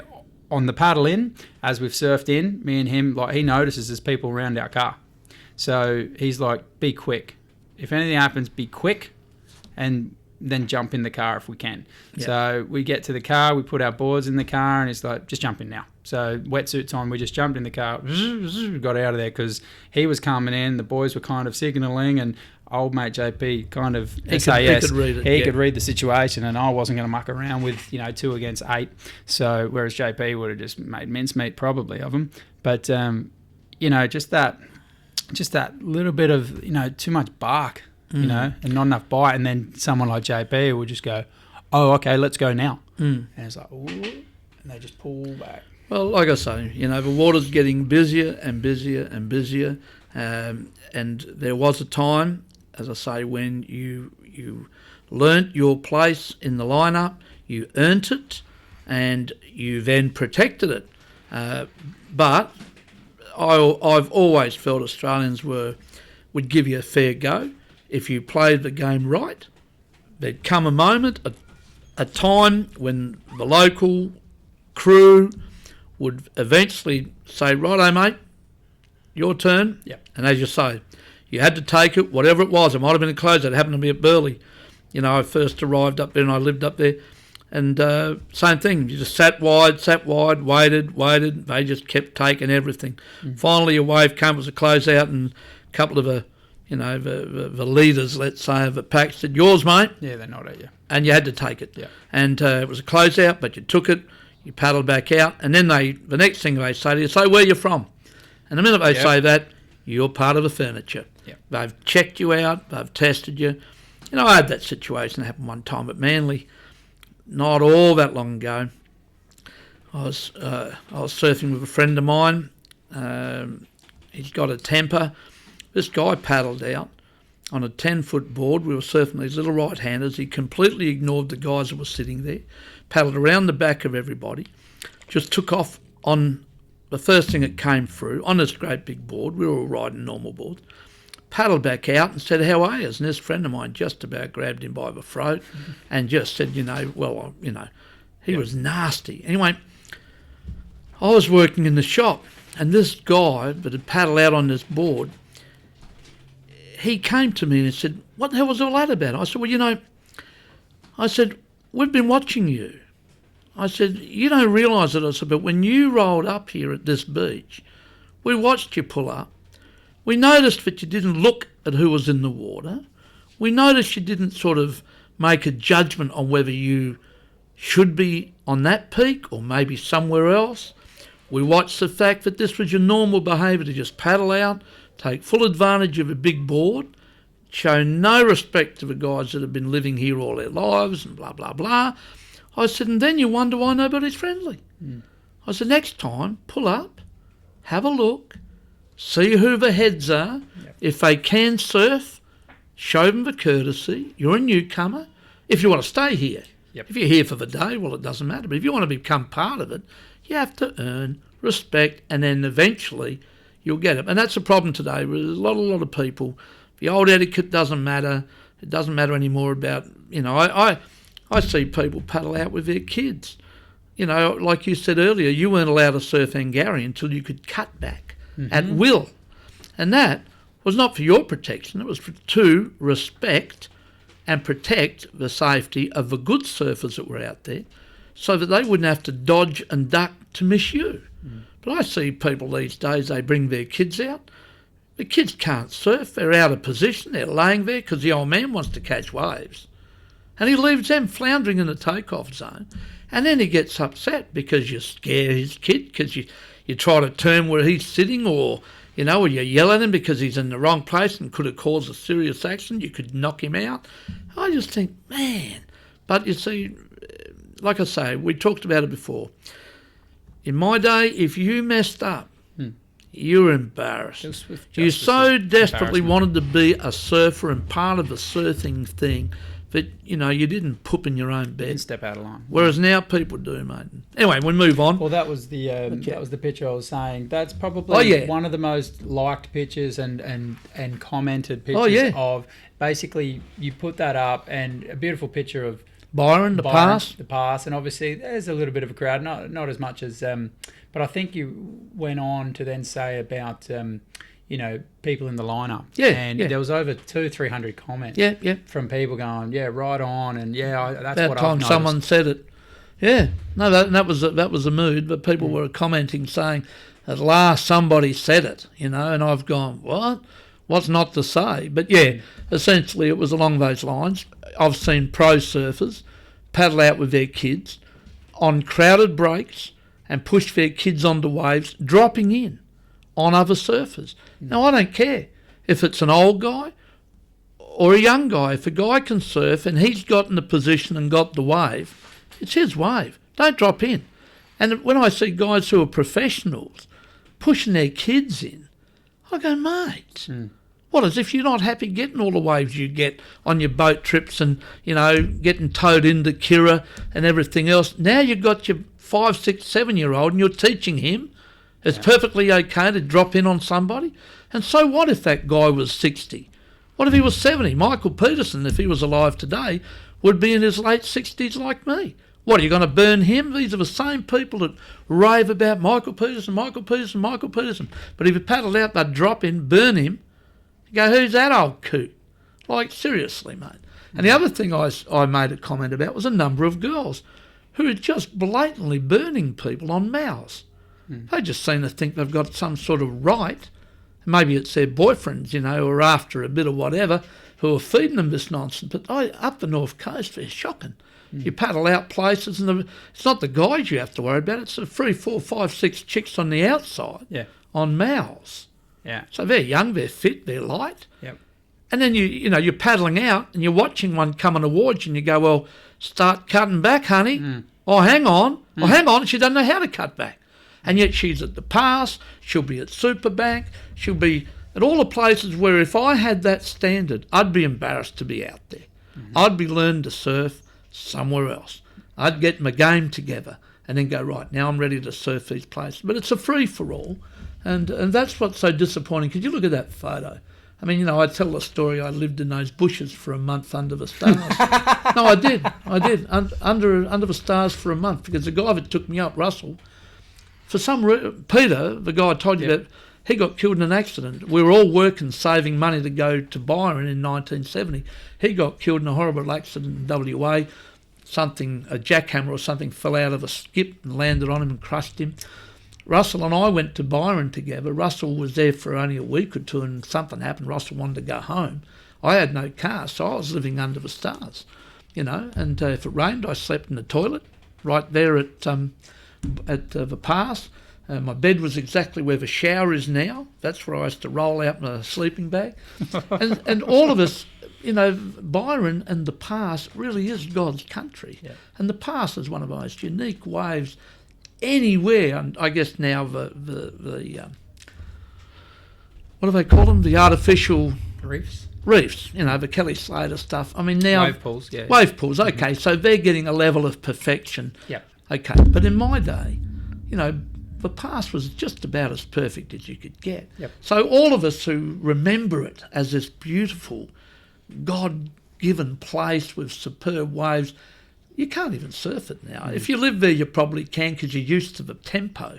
But if you're just visiting, it's not surfing anymore. It's dodging traffic. I watched a podcast the other day, the Joe Rogan Experience, and he was a heavily influencer on why I wanted to do it as well. Yep. He had Kelly Slater on. Yep. And Kelly had gone through some heavy broken foot injuries and whatnot, and he's like, oh, but I'm going to surf, you should come over to Hawaii, you should watch. I'm going to surf pipe for sure. And he's like, aren't you still injured? Not necessarily. I'm all right. He goes, I'll risk it for pipe because, and this is Kelly Slater talking, but he's like, you don't have to do many maneuvers. It's more so just, surf 10 to 12 foot pipeline, and he's like positioning, but positioning and barrel riding and the opportunity of surfing pipeline with only one other guy out or 3 other guys out. He goes, you can't miss that. and this is Kelly Slater, the best of all time. That's right. Talking, Yeah. saying, "I'll go with a sore foot just to surf pipe." And Kira, Burley, they're our pipe. Oh, yeah, that's for right. Australia. So imagine, the same thing applies. So And with the crowds, the Byron. I mean, I don't think the banks are real good at broken head anymore. In 1970, they were the best waves I've ever seen and surfed in my whole life, and I've been doing that North Coast for, 48 years. But there's something magical about the place. Whereas, as I say, it's sad for everybody, and that's why they were responding to that particular one, because it is sad. It's over. It's that busy with people and clowns and klutzes and sups and you name it. Well, going back to this photo, I just wanted to show you because that's Wayne Williams. Yep. In his heyday, and that is a manoeuvre. That board is well shaped, I'm sure, Yeah. but nothing compared to the the finesse of a modern finesse, boards. and that's why coming up you've then got Slater, and I'm like, who did it better? And I'm like, to be honest, I love Wayne Williams's. Like, he's more on a 90 degree. I don't know that Slater just mucking around on a 5 foot, 5'6", I don't know. something like that's tiny. Yeah. Well, let me put it to you this way. Back in the, let's say, the 60s and the 70s, there was a huge gap between the good and the ordinary. A huge gap. The equipment was primitive. You had to surf a lot to get it wired. So the guys who got it wired were the guys who invested heavily in not working. They just surfed. Surfing back then was full of all kinds of weird and wonderful people. A lot of them had mental health issues and didn't even know it. But they loved it because it was free and crazy, and we were on the edge. We were outside of society. We were a counterculture group. And so anybody back then who was really good, mate, they were really good because the equipment was ordinary. Whereas today, equipment is so refined, even the free thins. I mean, they're doing the turning for you.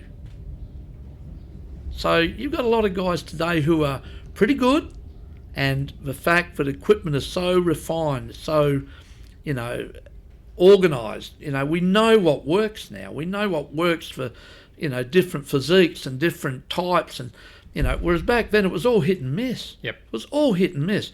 And so the best today are wonderful. They're outstanding. Everybody agrees. My generation, this generation, Kelly, the greatest of all time, he is superb. Yeah.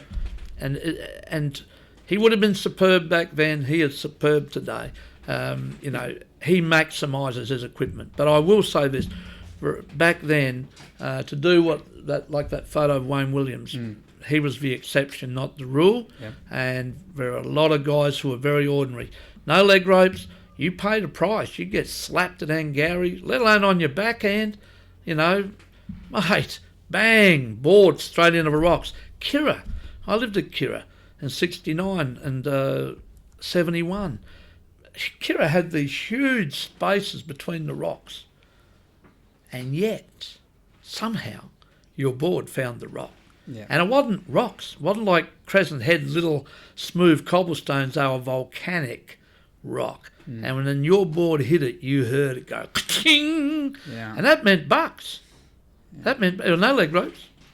That meant bucks. And so, Kira, for instance, most of the guys that surfed Kira in the late 60s and 70s were guys when it got a size, were guys in the industry who could afford to fix their boards. The rest of us would just go, not me, because it was beyond your ability. So the best would get Kira with 10, 12 out. Yep. Now, that same Kira will have 120 out, and 120 of them aren't hot.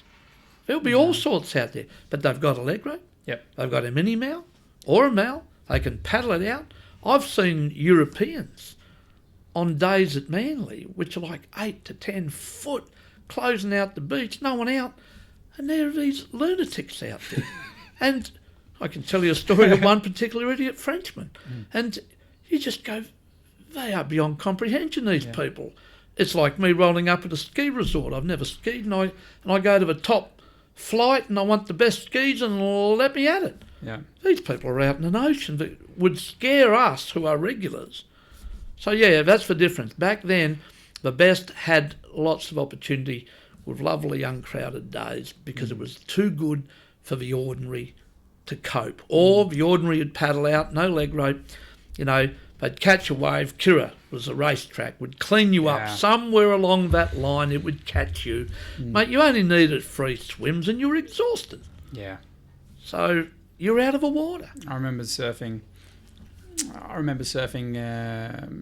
snapper one day, and it was solid, like a solid 4 to 6 foot, I think, and everybody was out because I was there to watch, I think, the Quickie Pro. Yeah. So everybody was out. You had all the best juniors, you had all the best women, you had all the best men. You had I was in a pack with, there was like Slater, Ockie, the brothers, the two Hobgoods. Yeah, the Hobgoods, and then there was that crazy Hawaiian who I look like on my backhand, Chris Ward. Is he Hawaiian?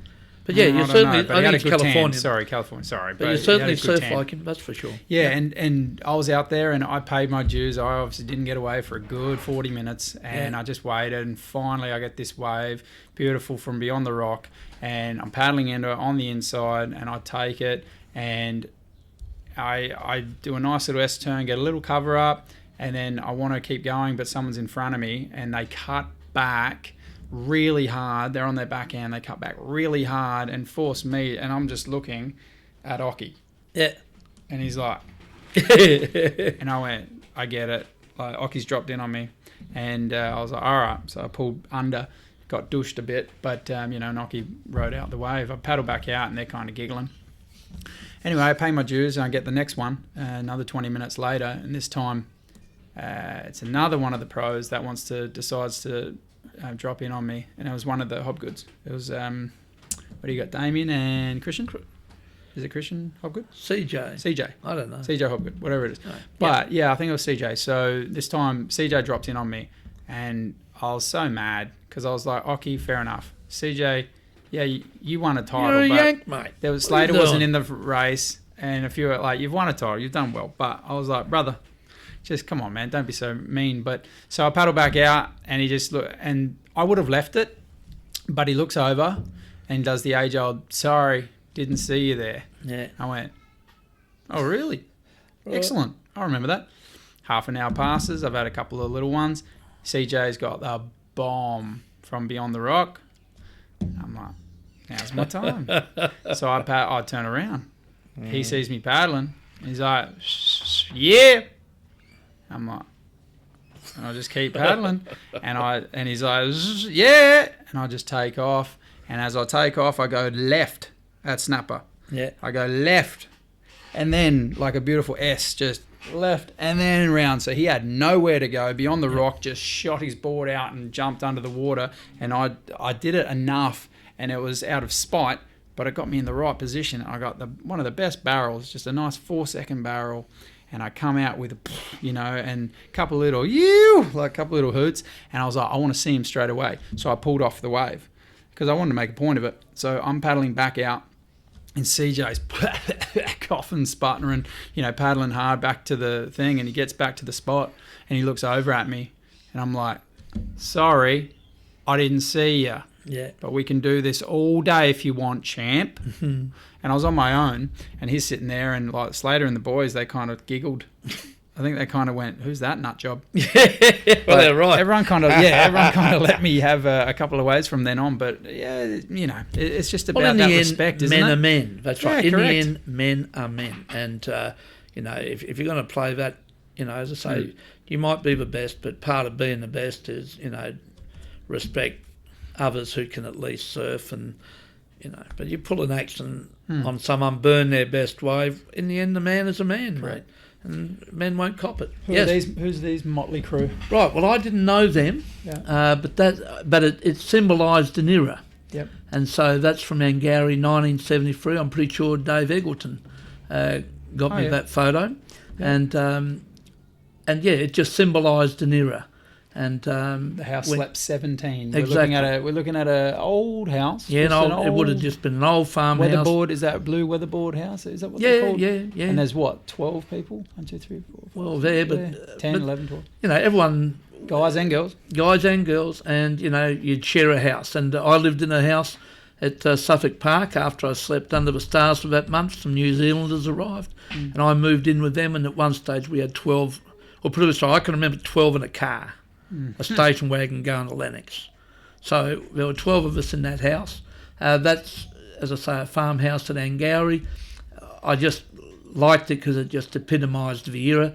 Early 70s, people were moving from the cities, living, in houses like that, cheap, especially if there was enough of you living there. It was very cheap, and they'd spend the winter on the north coast of New South Wales, whether it was Byron. That one's at Angourie. There were others at Crescent.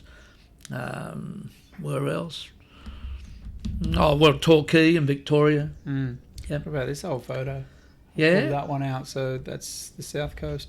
Surf chasers. So that's some South Australian surfing pioneers. That's a lot of boards. You got like 10 boards on the top of an old school car in the 50s.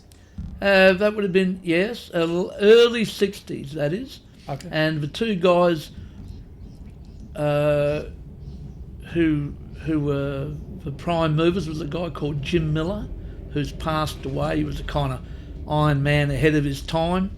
And the other guy is a guy called Pete Smith, who's still alive and I visit regularly. Lovely guy.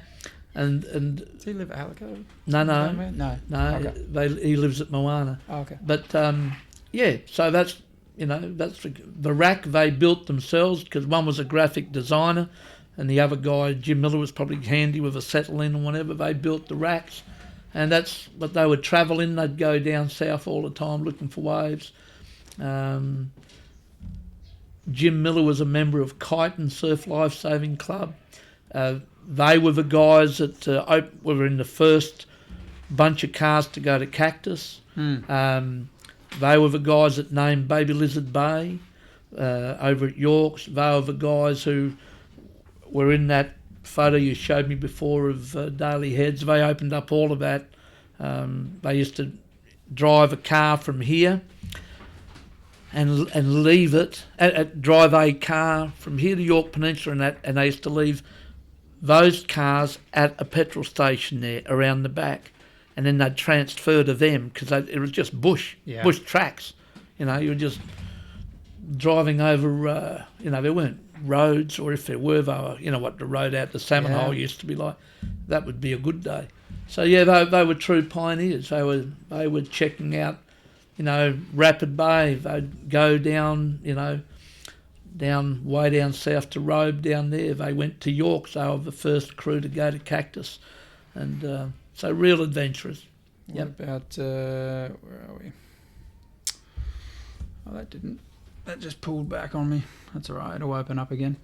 Where are we? Give me a second. Little cheeky fella. That's my boy. And there. So I want to show you this one. He typifies surfing. Yeah. In the 60s. Surfing in the 60s, it was rebellious. Yeah. You were counterculture. Mickey Dora's sticking his finger up. So, and he was the hero. He was the Dark Knight. He was Black Knight. The Black Knight, but the Dark Prophet, or the Black Knight, the Dark Prophet. Why did they call him that? Hey? Why did they call him that? Call him what? The Dark Knight or the Black because Prophet. he was anti-establishment. Even when professionalism was first showing its teeth in America, he was already onto it. He wanted to stick his finger. He just went, not buying into this. You're going to destroy this thing I love. Yeah. Remember when he's in that movie Surfers, the movie, and he says, teachers, politicians are all going over the falls, getting smashed in the reef. Well, that's where he came from. He surfed California in the 50s. Him and Phil Edwards, Phil Edwards would have been first, then he'd come along. They were the two hotties. They'd bump into each other. Like, as I said, even Adelaide in the 60s, if you surfed, you knew each other. If you didn't, you'd be driving down the road, see a guy with a board on his roof, you'd wave at him. You were mates, like members of a tribe. And and so these were escapists. That's what I said. I reckon a lot of them had issues, mate, head stuff. And they escaped. They hung down the beach and didn't come under the pressure of a normal straight life. Yeah, and it was fun. What wasn't fun about it? But yeah, so he already could see what professional, and because he was a hot shot, he could see, he played both sides. He made money out of it, but at the same time he could see that it would come, it would make it popular, and millions would come and destroy his surf breaks, and that's the truth of it. Yes, Midget Farrelly passed away. Interesting man. You'd have to be a real close friend to know him well. I knew him. We had business dealings. We were talking just before he died. We were talking. He phoned me a few times because he'd read my Instagram.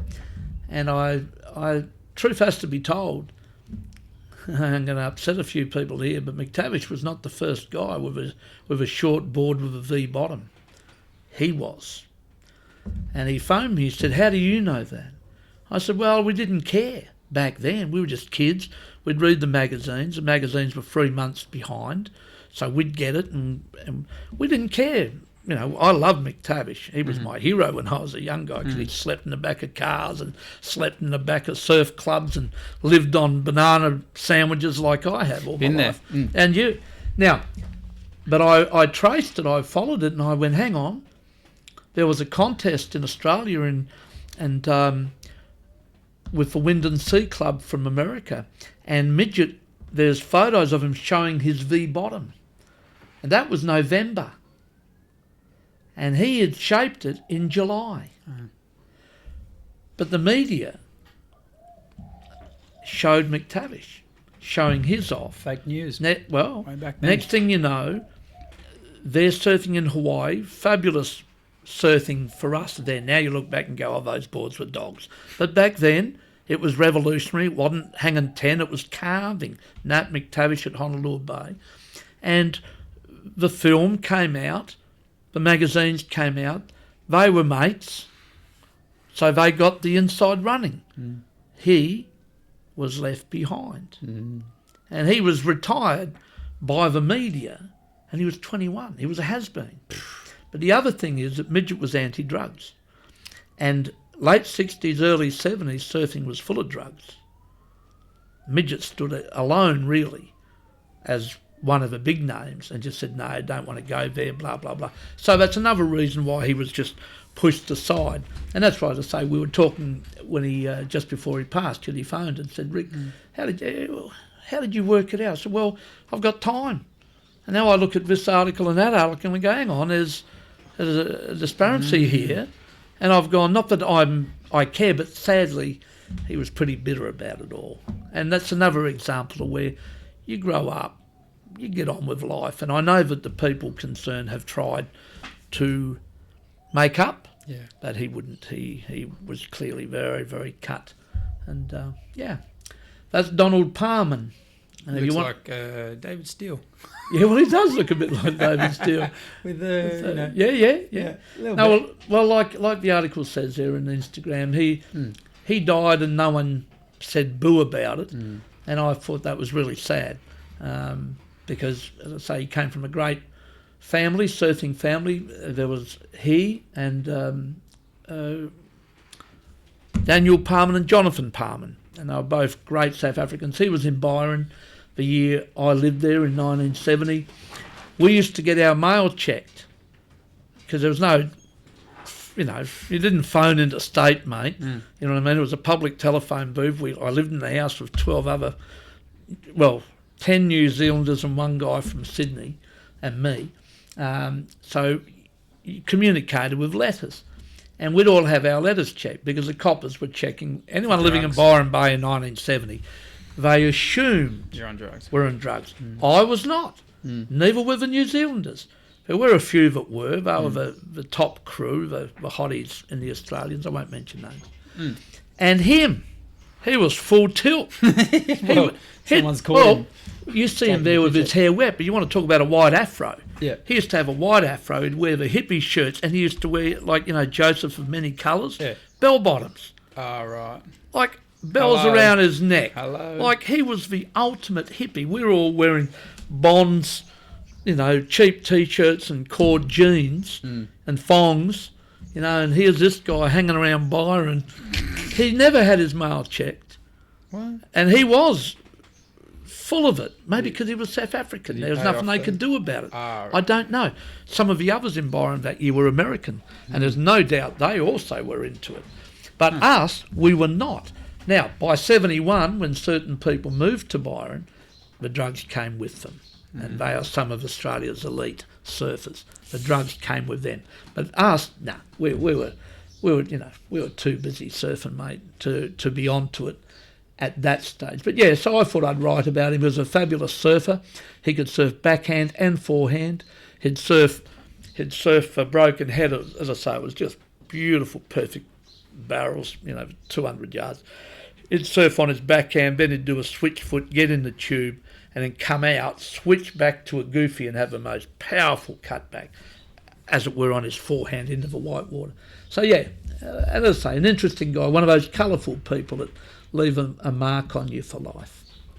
I was going to play one of the songs. Morning of the Earth. Yeah, just a couple of, and just when you hear it, Yeah. tell me kind of where are you Okay. in your experience of life and surfing, and When Morning of the Earth came out? just when this song. City streets, Yep. one great mean morning. That's exactly right. You had to work in those days. There was no dole. City streets were cold and grey, let alone, I wasn't living in Adelaide, but let alone Adelaide.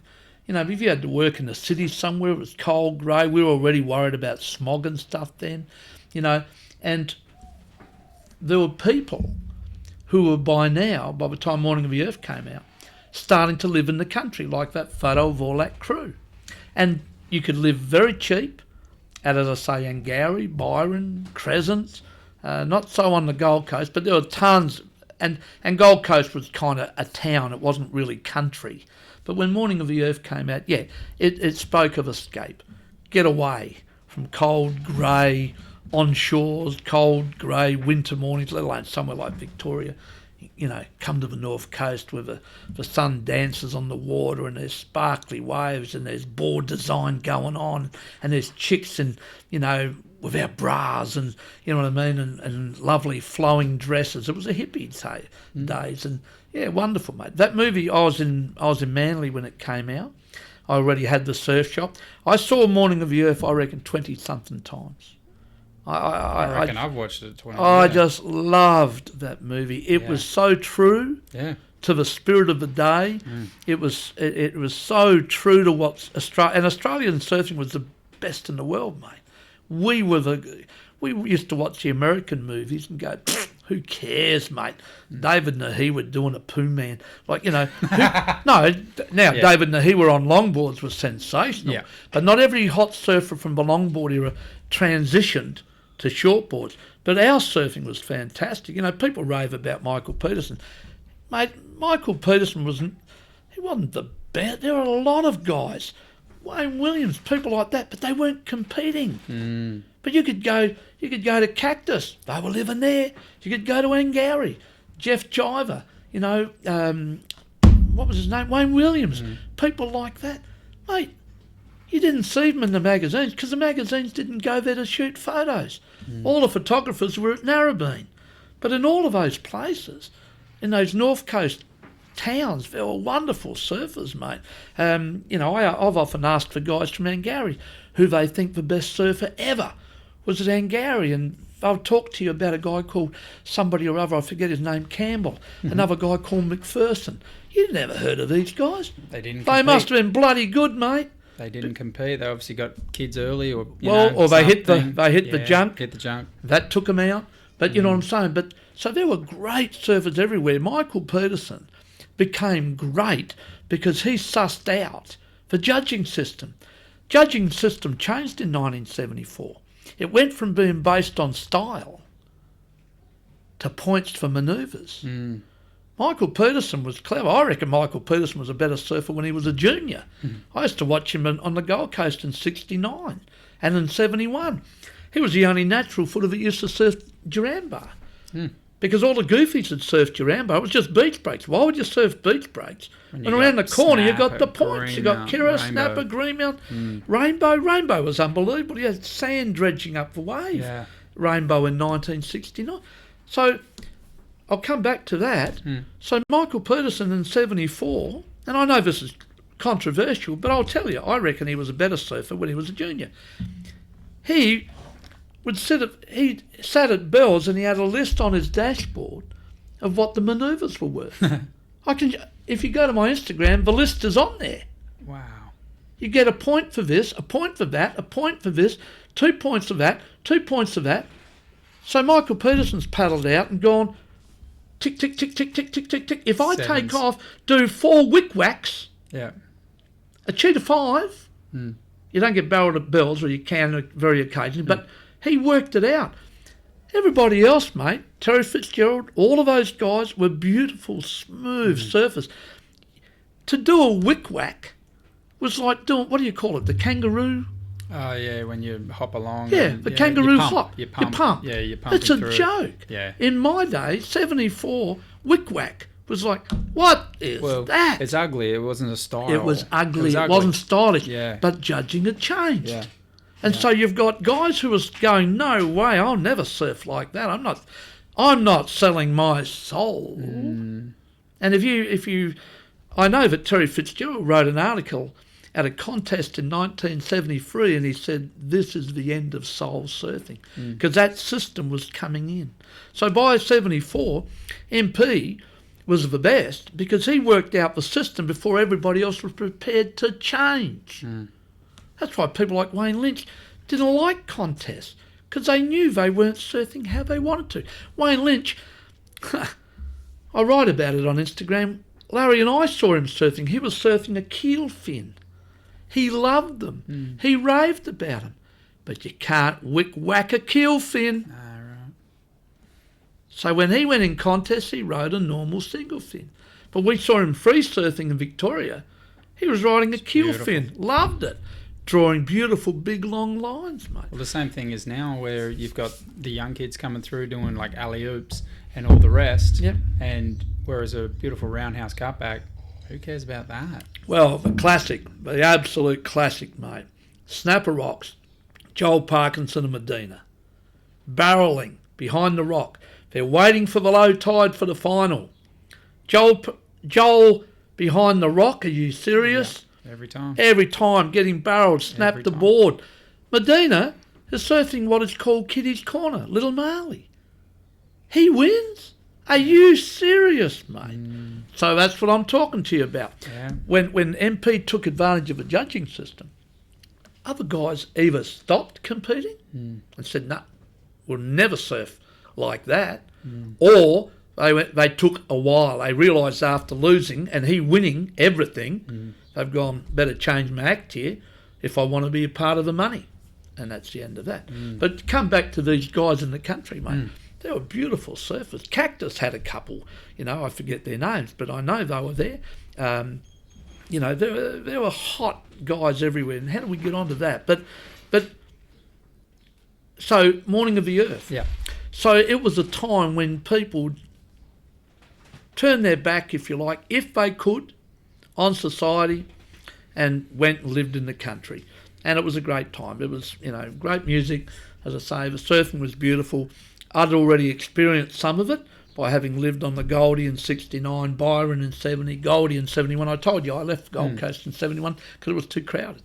Seriously. This song, for some reason, always reminds me of you. Oh, yeah. Obviously, Morning of the Earth, but there's, I guess, some words in it that it's kind of maybe awkward because the words, I think, are for, a man, his love.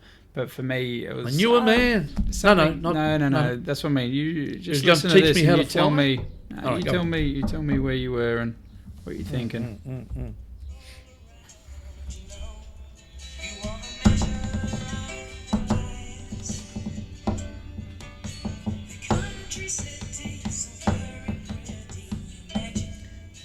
And so for me, it's... Where is it?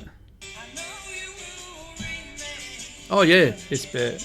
Yeah. But always... And the surf without getting ridiculous and sounding silly as an old man, but yes, I hear those words, and surfing was that to me.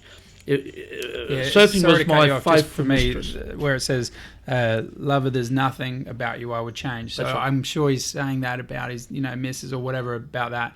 But for me, that was, I always think of that and think of you, my dad. Like, there's nothing. I'm happy. Like You've been a really good dad to me. So for me, like, that part of the song always gets me, because it's like, there's nothing about you. Even you've got faults.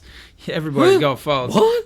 What? Me? You've got Yeah. plenty of faults, but All right. there is nothing I would change. Oh, okay. Well, That part of the song those for words me. to me are about the ocean. Yeah. In other words, that beautiful girl, the love of my life, walked out on me. Business can let you down. You know, I didn't have a faith back then. And so the ocean was like a mistress. She's always there. She's always the same. Her moods change, but she's always there. I can always go surfing. I can always paddle out. She'll always be there. She's always waiting for me. But that was me at that age. Yeah. And then, life gets more serious as you go along and you have kids. But yeah, I try not to change. I'm reasonably happy with who I am. If you like me, you like me. If you don't, that's your bad luck. Yeah, I've always been. That's the problem. People will now realise why I am who I am. They'll go, fruit doesn't fall far from the tree. I like me, so if you don't like me, I don't give a stuff. No, well, I learnt. Who cares? You will waste your life if you're wasting your life trying to please other people. You will please people by choice because you want to. But if you're trying to please people to get acceptance, you're wasting your time. You might as well be who you are, like who you are, because if you can't like who you are or love yourself, I don't mean in a big head way, but if you don't like yourself, you've got nothing left over to like anybody else with. So like yourself. And to those who are loyal to you, you're loyal to them. If they don't want to know you, don't waste your time trying. Not everybody's going to like you. It's a shock. I've always thought about when you're on an aeroplane and they, and just in case when they do what happens if something goes wrong, and they always say the air things will drop, the oxygen mask, and they say put your own on first, then fix someone else. That's right. It's the same thing in life. I've always thought, like, you've got to get you right before you can, like, I know some psychologists, and it's like, who the hell are you helping? Like, I look into their life and go, you're not happy or you're not complete. Like, why are you a psychologist? If, like, a psychologist should be someone that feels sound and feels like, okay, I can look into your life and let's now look at it and say, okay, this, and this, and be objective. But they can't be objective to their own life. Well, many times people take up the subject because they've got their own big questions, and then sadly they read it out of a book and they think that works. I like, somebody once called it the University of Life, LIFE college. Experience, knocks, disappointments, pain, School of hard failure. That's what teaches you, to be somebody bigger than you started out being. No one would sign up for that at the beginning. It just comes along as life comes, and it's then. Someone once said that you don't grow an oak tree overnight. Oak trees send their roots down deep, and so when the storms come, they stand. They remain. Whereas others, it's not a put down. Who was it said? Failure's not falling down; it's failing to get up. Yep, that's failure. And anyway, we could get philosophical here, but I wanted to.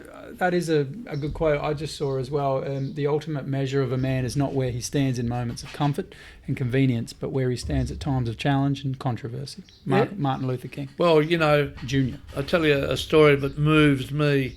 You remember there was I'm trying to remember his quote. He came on a talent show, and he was a mobile phone salesman, little chubby guy, funny teeth poking out, and they said, okay, what do you want to do? And he said, oh, well, I'd love to be an opera singer. And they just looked and went, you kidding me, mate? Little Welshman. I know who you're talking about. Paul Potts. And mate. That was beautiful. I remember crying. I remember being tears on that, because Simon Cowell is like, good looking man, successful and everything else, mocking this guy with funny teeth and small and fat. I remember that. And he sang like Ness an angel. and Dorma. Yeah, who can sing Ness and Dorma? Anyway, he makes a quote. I can't think of it. I've got it at home written down because he's the same as that. He just says, I judge a man's success by how he handles failure. Yeah. And, it's easy when you've had nothing but good times in your life to look like a success, but that's why so many who have had nothing but good times in their life crash when something comes along because they've never had to cope with defeat. And so, if you're listening and you're going through hard times, hang in there. You'll be a stronger man for it. I'm teaching my sons right now that if I was to ever write a book, it'd be hurry up and fail. Because, you see, there you go, hurry up and fail. Because it's not that bad. And if only when you're coming out the other end. if you're not, but if you're not failing, you're not succeeding.